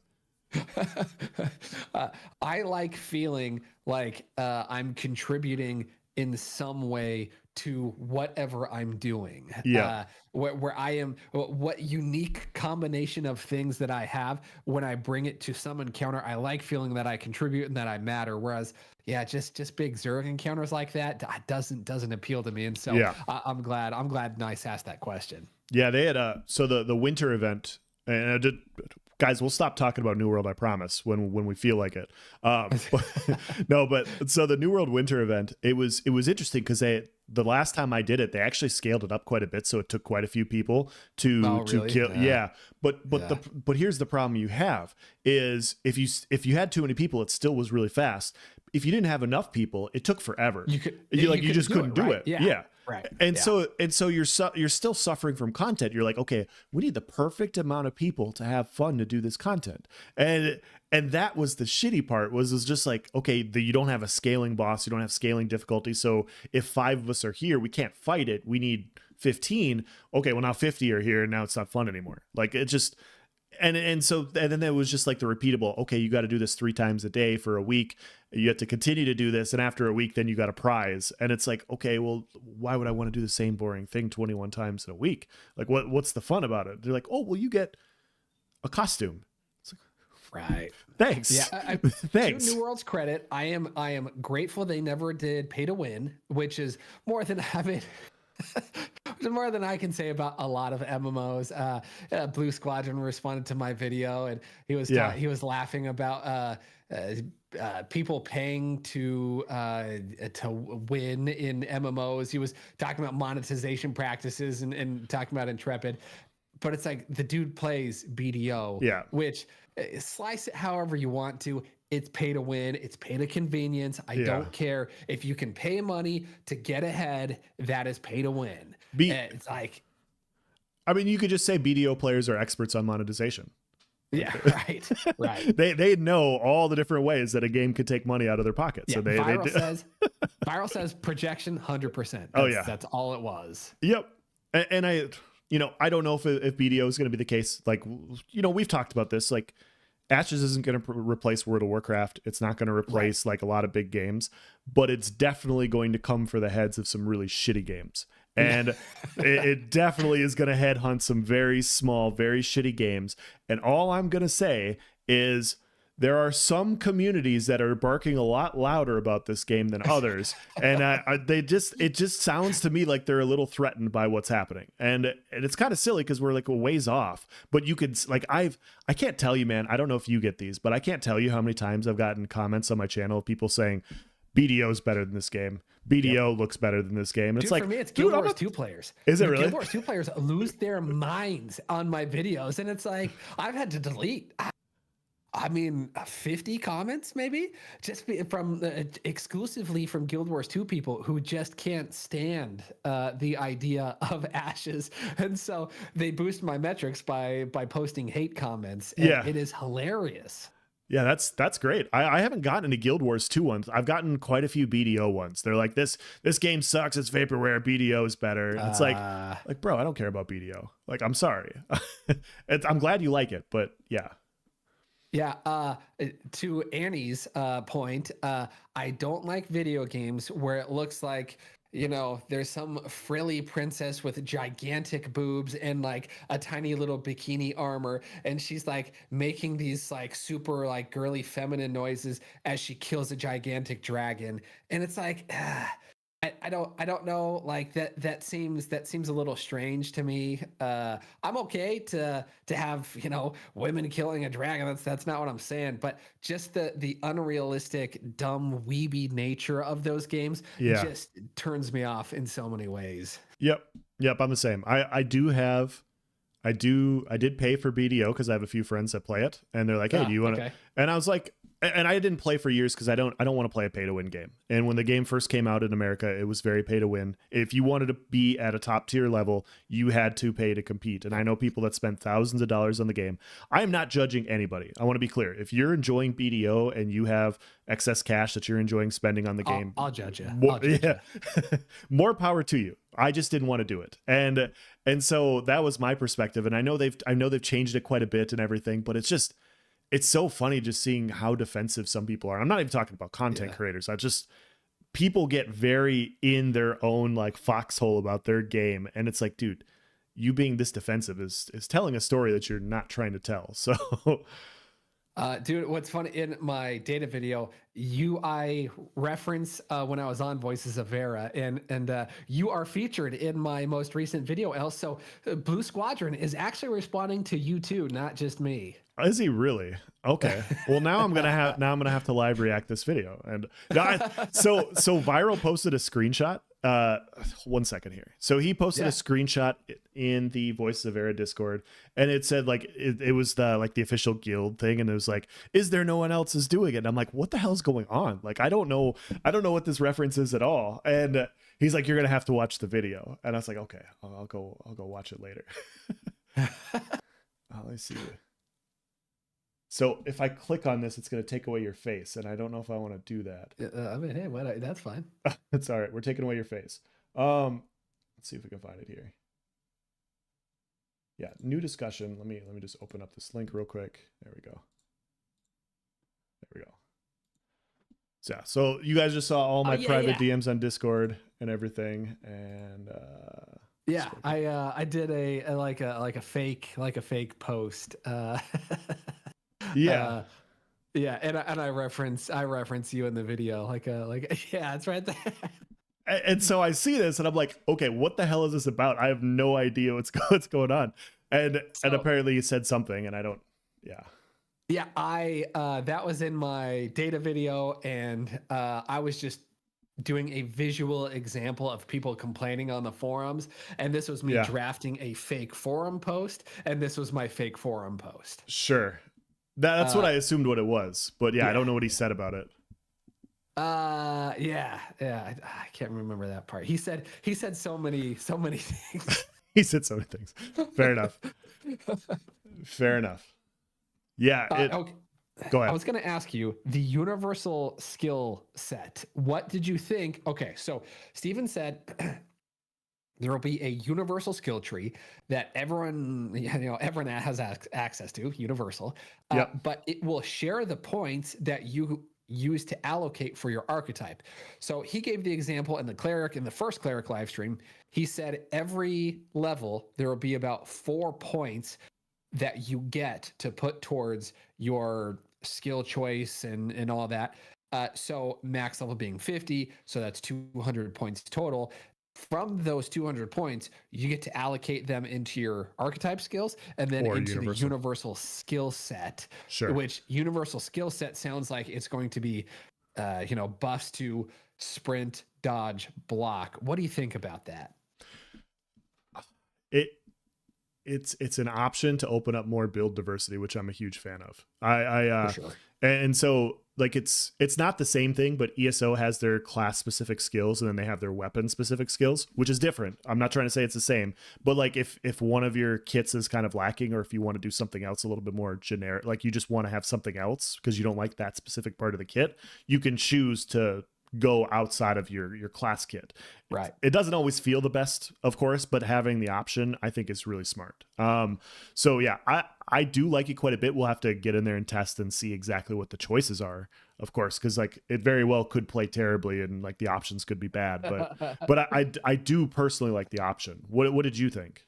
Exactly that. I like the ability to have more build diversity. I mean, if I want to be a cleric, a high priest, right? But yet I want to be able to sprint. I want to be the fastest, speedy little priest running around.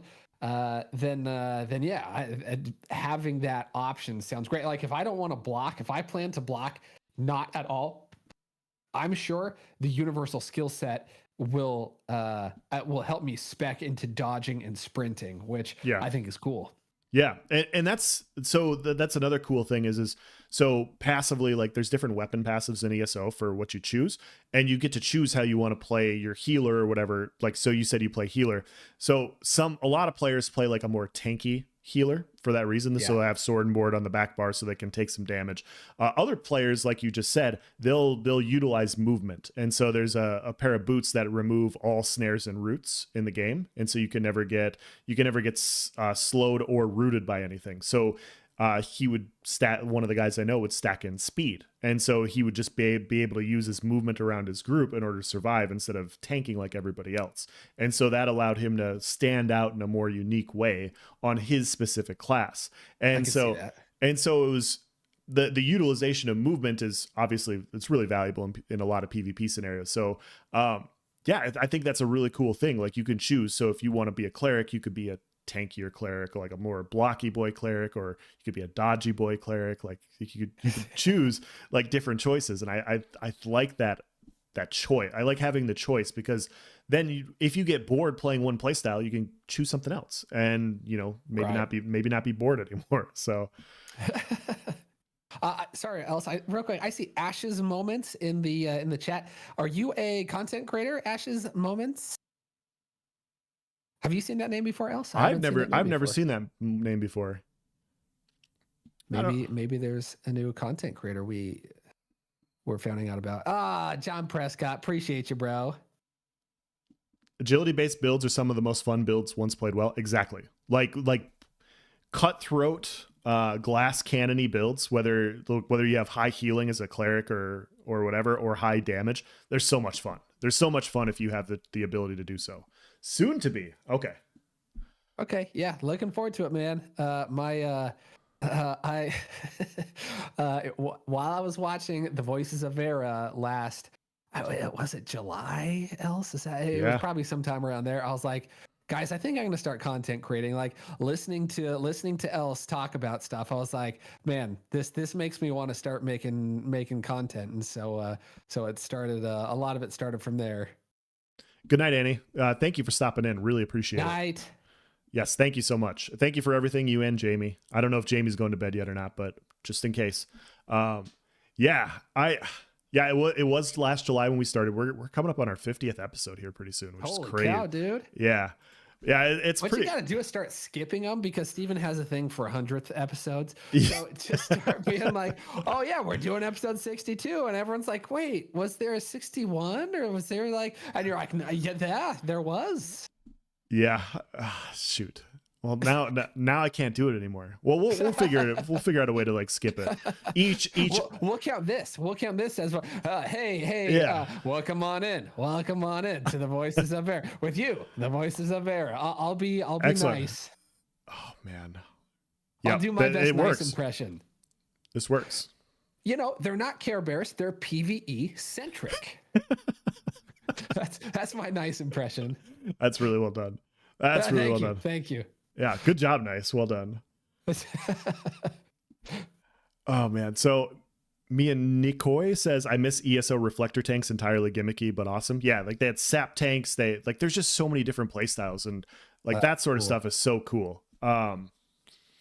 I think build diversity really matters. And the connection I've always drawn, Burns, is there was a time where I was really into Call of Duty, and I know, don't judge me anymore. That was a long time ago, but I really enjoyed playing. I still play Fortnite. Do you? Awesome. Yeah. I got a 37 win % right now, but hey, it's neither here nor there. But yes, so I used to play COD a lot. Okay, that's about 37% more than what I've had. So I think I played like a half a game of Fortnite. But yeah, so Call of Duty was like you would have 8 to 10 maps, and then you'd have your weapon choices. And I got to a point to where I'd play like one map one way with a weapon, and then when that map would come up, I would play that way with that weapon. So UMP-45 on the close range maps, then I would switch to the M16 on the larger maps, and then the ACR in the medium range maps, and they would be fun. And then I would get bored because you'd play the specific map with a specific, you'd run the same lanes over and over again with that weapon. And so I'd go, okay, well now I'm going to play, instead of UMP-45, I'm going to go something more longer range. I'm going to have to change how I run this map in order to have fun. But after a while, like you only have so many maps, you only have so many weapons. Like it's like, okay, they did a remake of Modern Warfare 2. I don't want to go back and play it because I've already played it for hundreds of hours. Like I don't want to, like if you don't have anything new, I'm not going to go back to it. Like the nostalgia just doesn't do it for me. And so build diversity does. If I can play classes or archetypes 1,000 different ways, I'll keep coming back because it's going to be so new all the time. So I thought that was interesting with Vladis's question when I think Vladis wants this. I don't know. I'll have to ask Vladis. I don't want to put words in his mouth.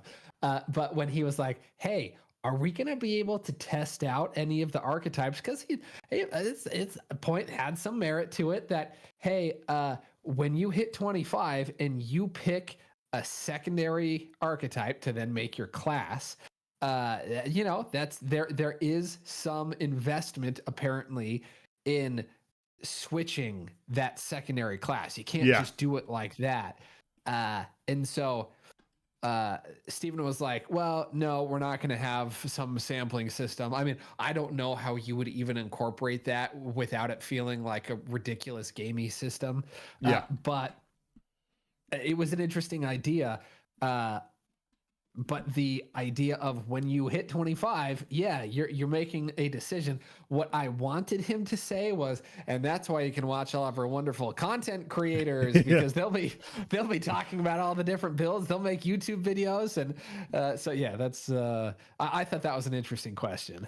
Yeah, it was funny because when I was listening to it, it's like that's a good way to approach it. Like if you're gonna.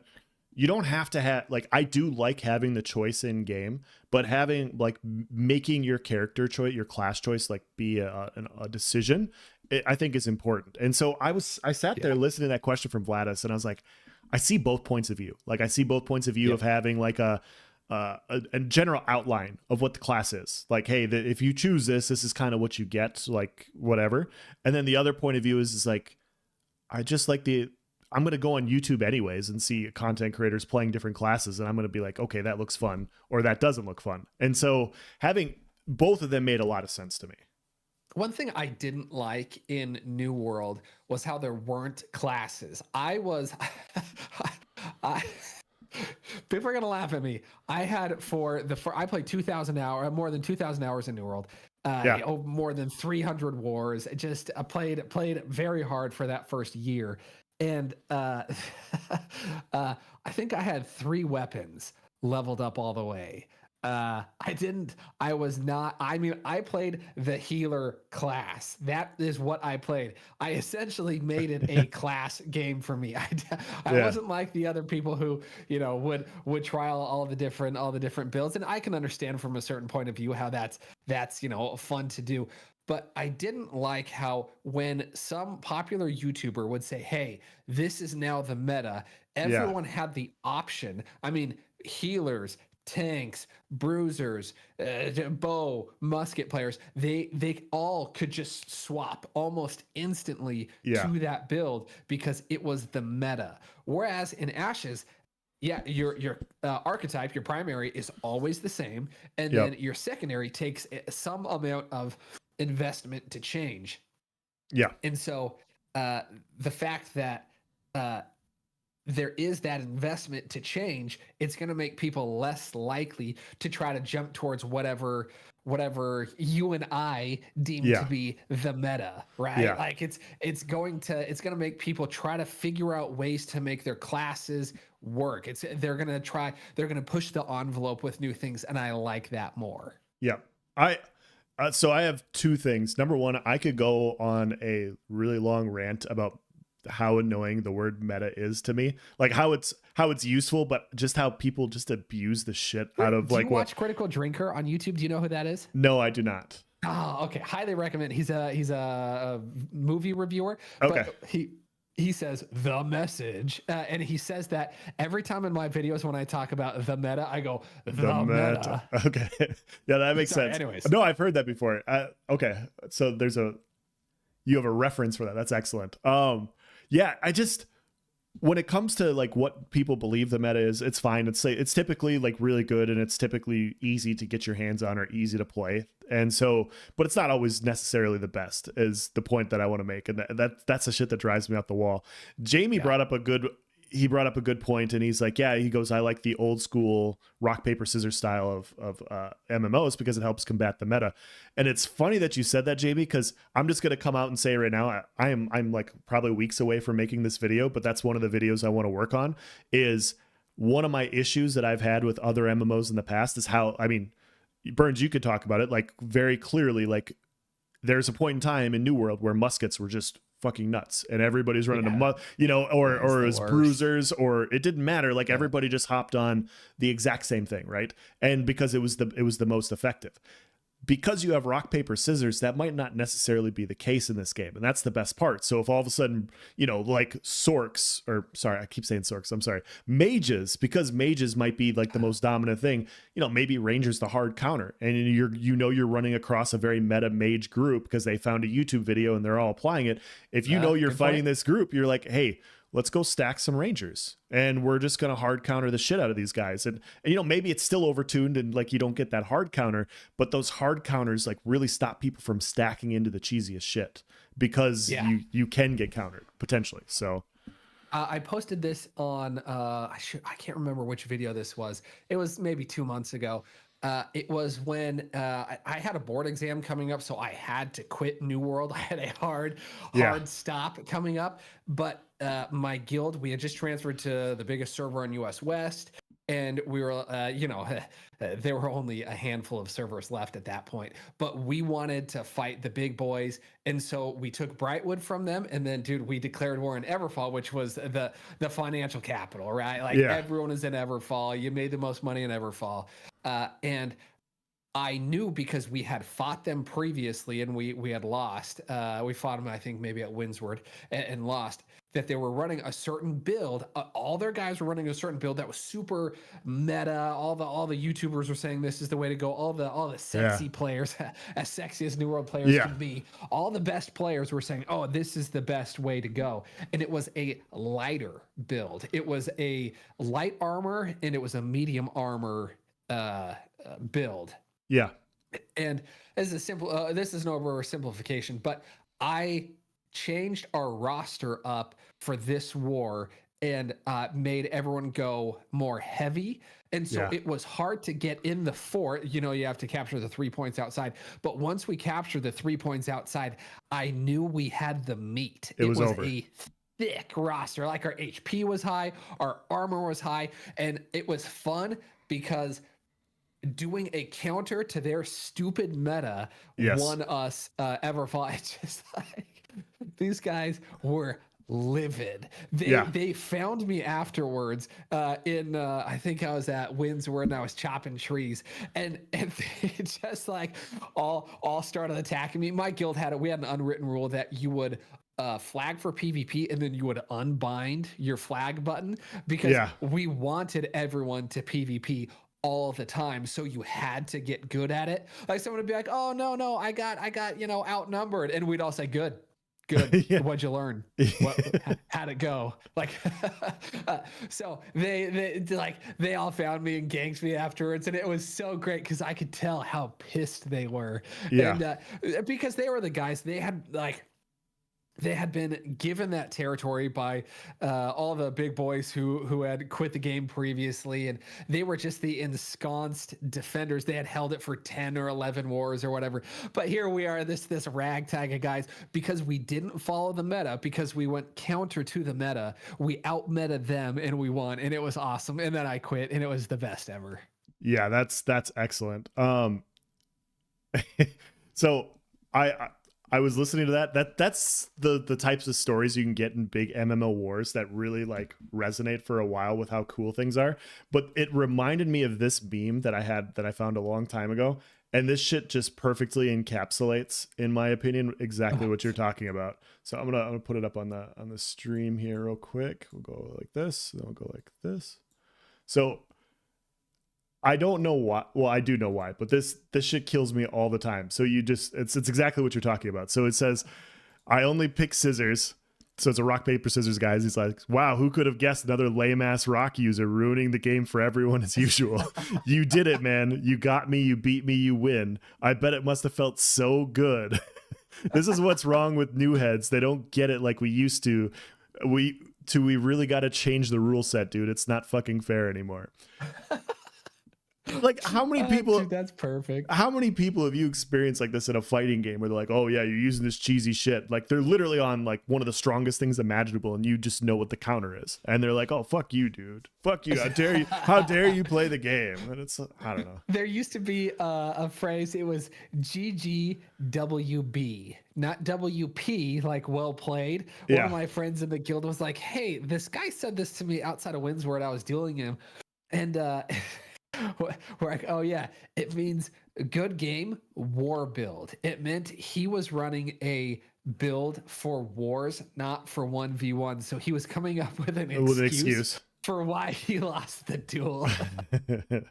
Like, oh, that is too good. That is too good. And so with Ashes, with it not being balanced 1v1, it'll be interesting to see what the dueling culture is like. I mean, I don't care if my class is bad, whatever I pick is bad against other classes. I'm gonna be in the military node or wherever I can be dueling as much as possible to refine just those split seconds. If I can shave off some time on my decision making, then that stuff matters. But yeah, it'll be interesting to see with the lack of 1v1 balance how that'll work with dueling. Yeah, it's gonna be super interesting. It's funny because like my story for you is the exact same as like what you were talking about, but it wasn't a 1v1 situation. There was a meta that existed. I won't go into too many details, but basically the ESO introduced way too many proc sets. And what proc sets are is when you light attack or when you use a skill, you have a chance to like summon a bear. Like one of the sets was you summon a bear. Yeah. And the bear does 16,000 physical damage, and it hits really hard. Most health bars at the time are like 25k health, and so when you proc this bear, if it hits you, it hit really hard. Well, the problem is when it first came out, the bear was invisible, so you never saw the bear. So you just get hit by the bear, and it would fucking chunk you. The other thing is when people would dual wield with it, you could double proc it. And so you could potentially proc this bear twice with a dual wield heavy attack. So on the first hit and on the second hit. And so you'd get hit 16k twice and it would do 32,000 total damage to your 25k health bar. And so sometimes you'd be fighting this guy and you just drop over dead and there's nothing you could do about it. And so then they would combine it with two other proc sets. And so literally it was just a bunch of free damage. And so that's what the meta was at the time. And I was like, okay, well, how do I deal with this? And so I made something that had higher health. I made something that had heavy armor so I wouldn't get nuked immediately. And literally they were still squishy. So I was just nuking the shit out of these guys because like I literally just countered what they were doing. And so I fought this guy, I dueled this guy like 5 or 6 times. He killed me once due to the double fucking bear proc. And I was so annoyed with it. And I killed him. I killed him the other 5 times. And then he whispered me and he's like, hey man, he's like, are you running heavy armor? And I'm like, yep. And then he just sent me a sad face. And I'm like, bro, you're wearing the cheesiest, like I have to run this to fight you. Like you like, should I wear no armor? Should I have no health? Yeah, like I'm not running the shit you're running. I'm giving you a chance. I just found something that's different. And you're so like, he was just clearly upset about it. It was just one of those like, come on, man. Send you a sad face. Yeah, he's just like, oh my You're god. like, it's like, bro, I know you got your build off of a YouTube video. You're not special. I'm sorry. Yeah, but maybe doing something a little unique would you might have won if you were a little bit more unique. If you thought for yourself. Jamie brought up a good point on Bespoke Season 2. Cue the classical music. He was talking about how meta builds are for mid players, and that there's there's the normal distribution graph, and for the 2 standard deviations, or I guess I should say the 4 in the middle is the average player. And yeah, I'm sure they're going to rely a lot on meta builds. Well, Ashes, because it's going to force people to have investment in their choices. I think that's not going to be as much. I think there will be a lot of build diversity. Yep. And it really is going to come down to how good the rock, paper, scissors is. But yeah, there's going to be, I'm going to post YouTube videos. I promise I'll post build videos. I promise other people are going to run them. We'll see how many people run them, but there are going to be counters, and there will be people that will hard counter what you're running. And that becomes a game of, okay, what do I do when I'm dealing with this? And it's going to become how do I learn how to adapt in these situations? Not just throw on cookie cutter meta sets with the skills and have a base understanding of the game. It's holy shit. Like, I'm a mage. I know this is powerful, but everybody's running ranger now. Like, what the hell do I do against a bunch of rangers? And you're going to have to actually learn how to play. And I think that's awesome. So I'm really looking forward to it. Be a big audience for that. Yeah.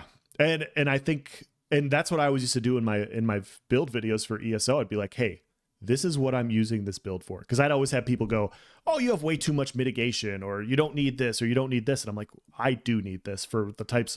I'm trying to fight like 20 people right now. I need this. Maybe because I suck. Maybe because I need these things, but I still personally need these. But this is why.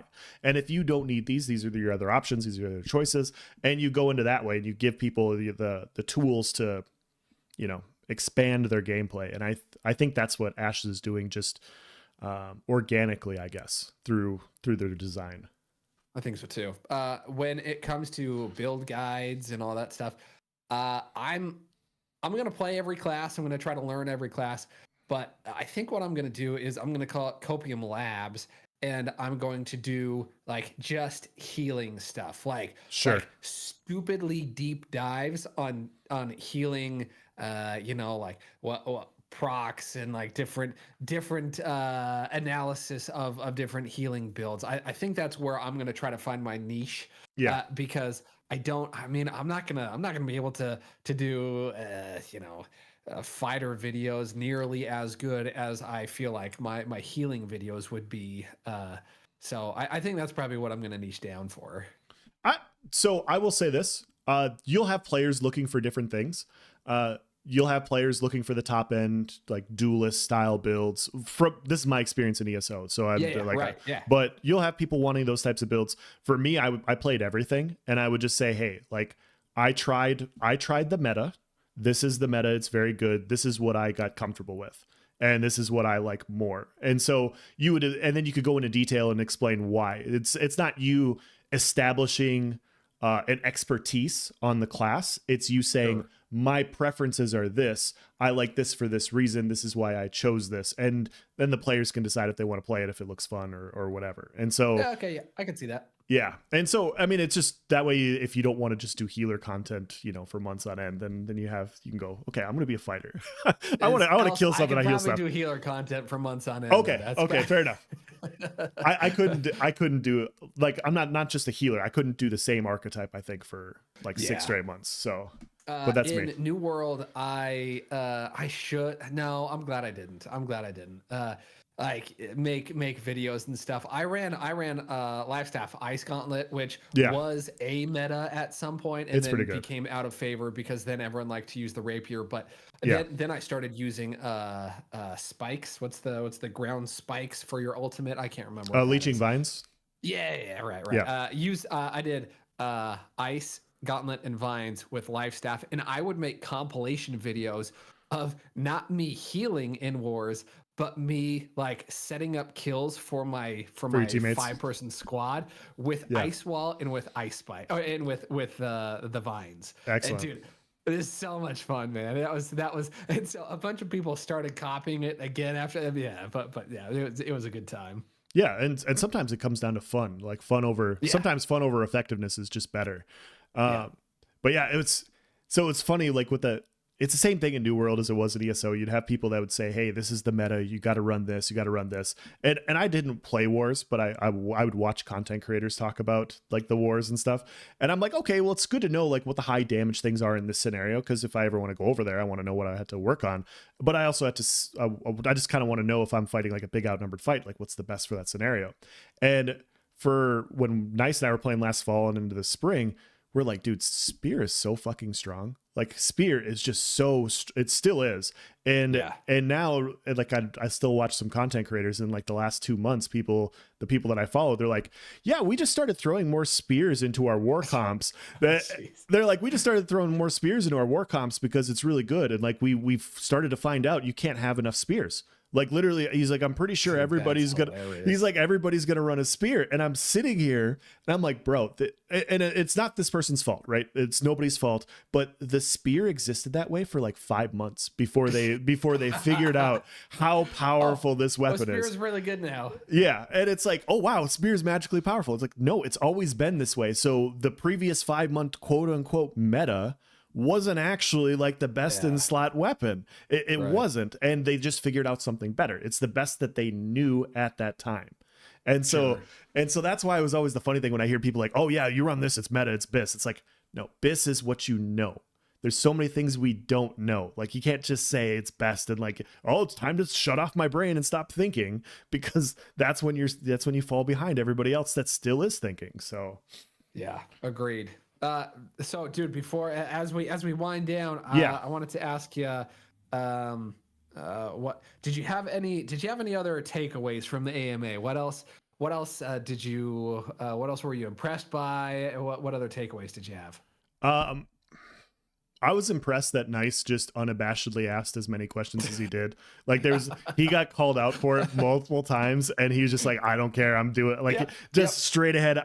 This is so funny. This might be my only shot to ask Steven questions. I'm gonna take advantage of as many questions as possible. You got to respect. Did you see my comment in there? I was like, "Nice, a man of the people." Yeah, no, it was great.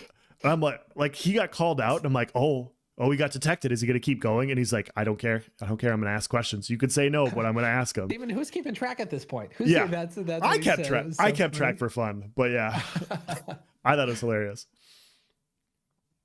But no, dude, go ahead. Go ahead. No, I was just going to ask. Yeah. Any question? Any other things you wanted to talk about in terms of like answers from the AMA? No, I think we covered the big ones. They were all really good. There's probably something I'm forgetting because it went on for an hour, and it was all. I think I'm gonna have to watch that AMA a few more times just to try and fully grasp it. There's a lot to it. Yeah. My favorite part was Steven was very transparent and candid. Yeah, no, it was great that he opened up in the way he did with all of the questions. I just came away impressed with their attention to detail overall. Like just everything they're looking forward to. Like they're looking into the depth that they are just means that they're really thinking about the game. So that was my big takeaway. I didn't think this was a big deal, but he said I'm on the design floor right now. And I was like, is there an entire floor of their building, this set for design. Like, I didn't even think about we that. haven't seen what the new studio looks like. We know what the old studio looks like, right? Remember when they did the studio tour and kind of Yeah. walked around, and it was really small. There were only, I don't know, like there were not many people working there at the time. No. But since then, we haven't gotten a new.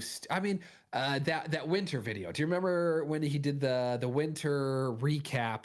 Not last winter, but the previous December. And Yeah. you know, the whole community hated that live stream because Yeah. like everyone wanted something new. They thought it was Alpha 2 was going to get announced, and it broke everybody. Which, in retrospect, it's like, well, yeah, like, who do you think goes to BlizzCon? Do you think mobile gamers go to BlizzCon? No, it's like the nerdiest like PC gamers go to BlizzCon. So when you announce a mobile game, everyone's going to be pissed. Who do you think watches Ashes of Creation live streams? Just casual followers of the game? No, it's nerds. It's all of us, all of the people in chat. It's us, like people who really care about this stuff. And in a recap, everyone was kind of like, yeah, okay.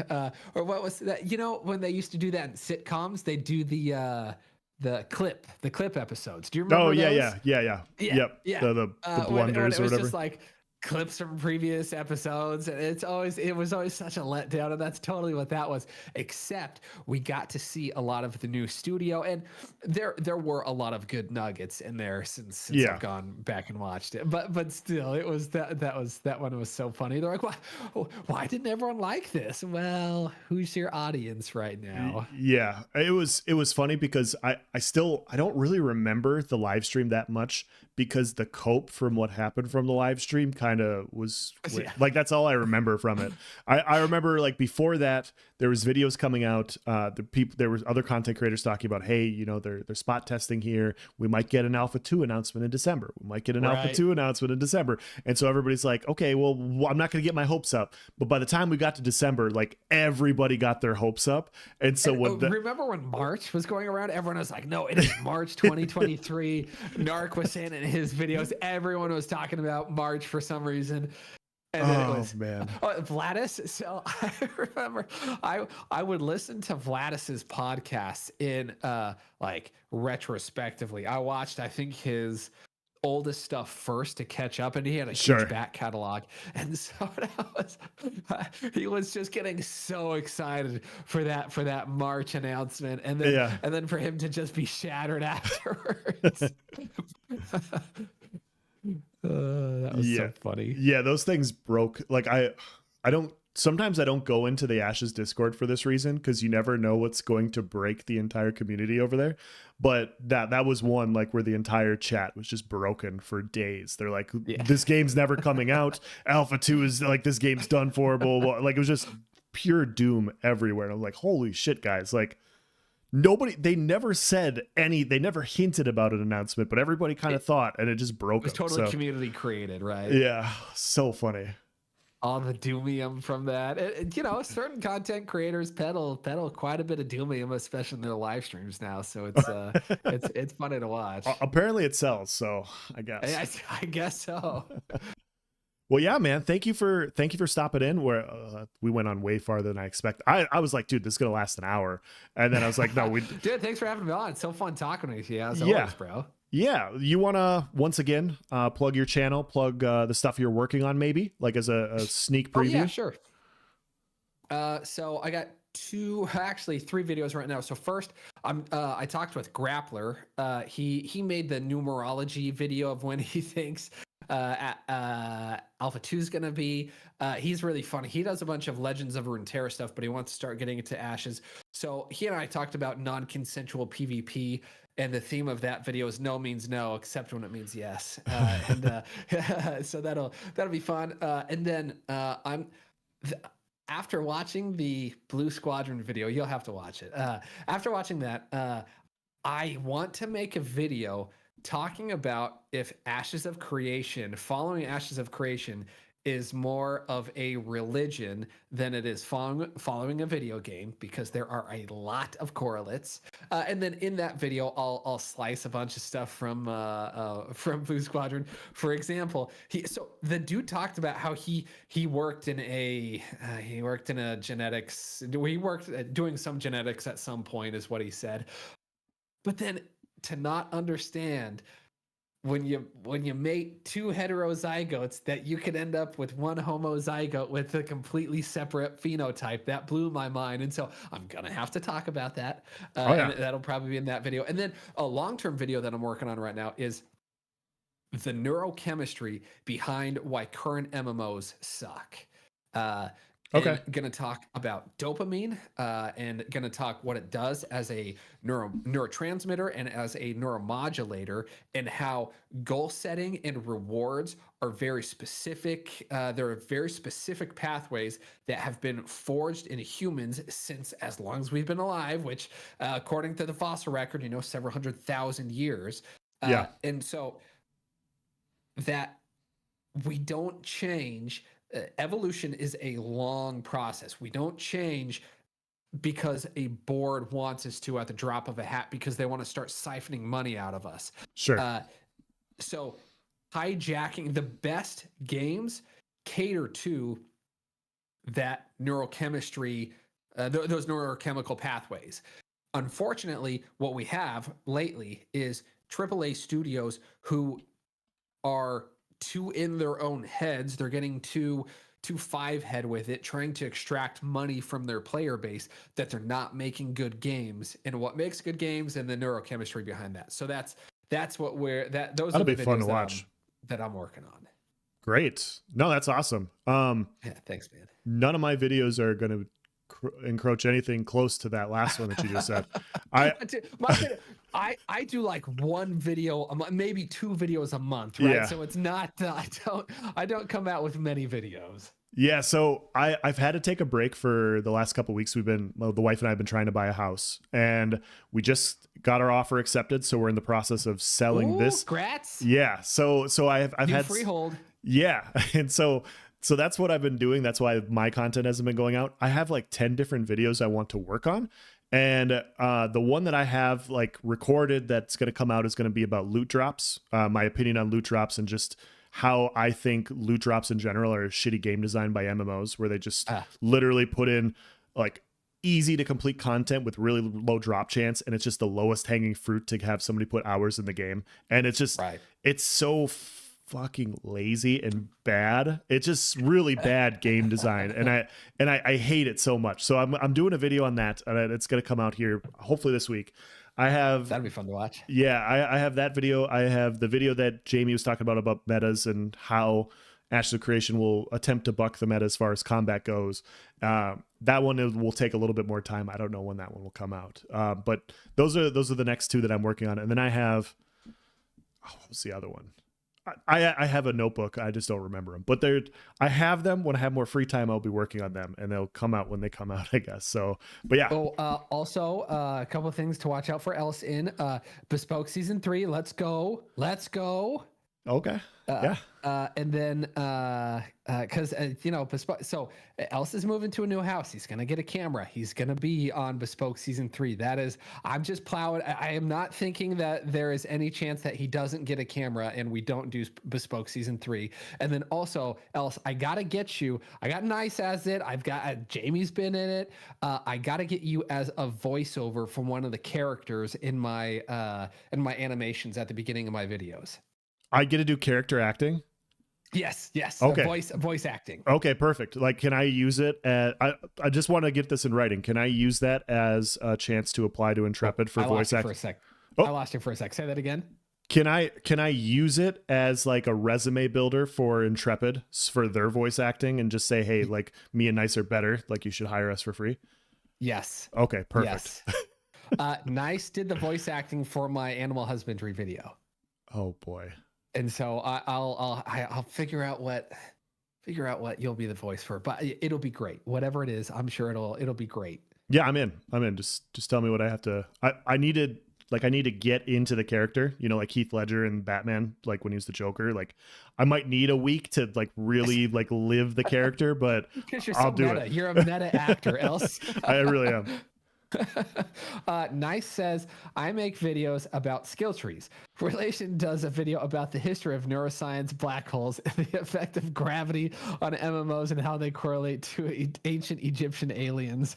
Yeah, we're not the same. Nice, we're not the same at all. So I blame you guys though. You guys inspired me to create YouTube videos. So really, this just comes down to it being your guys' fault. yeah, I'll take credit for it all the time. Like any chance, I will take credit for that. But yeah, no, I'm really looking forward to those videos. The last one is going to be super interesting because I have a lot of opinions as well why MMOs are struggling right now. So it'll be fun to see how the brain science comes into play and how it actually like, correlates there from a scientific level. That one still might be a month out. Like Sure. one, I'm trying to make it good. So it'll probably still be a few weeks out. Sure. Okay. Else is going to go on a 55-pound diet before doing the Relations voice acting. Yes. I'm just going to fast for the next 60 days. I'll be ready, guys. Oh, that's great. Well, yeah, man. Thanks for stopping by. Really looking forward to your content. We'll have to do this more in the future for sure. Like maybe get more people for like a roundtable and stuff when we get cool AMAs like this. So Yeah, heck yeah, dude. Hit me up. And anytime you and I get excluded from an AMA, we should have an exclusion party. yeah, we'll have like a secret club that the other content creators that weren't invited get to join. So be like you, me, Stakino, Annie, Rive. Yep. Oh, I should have invited Rive. That was my mistake. So Yeah. okay. Although I don't fit in that. I have not been content creating nearly as long as you guys. So I have zero ability to actually complain about anything. Thogley says, am I invited? Of course you are. Yes. We'll invite everybody, literally everybody. So all right. Appreciate it, man. yep. Take it easy. Everybody have a good night. We'll catch you tomorrow for Voice of Era. So I'll be in the chat. all right. See ya.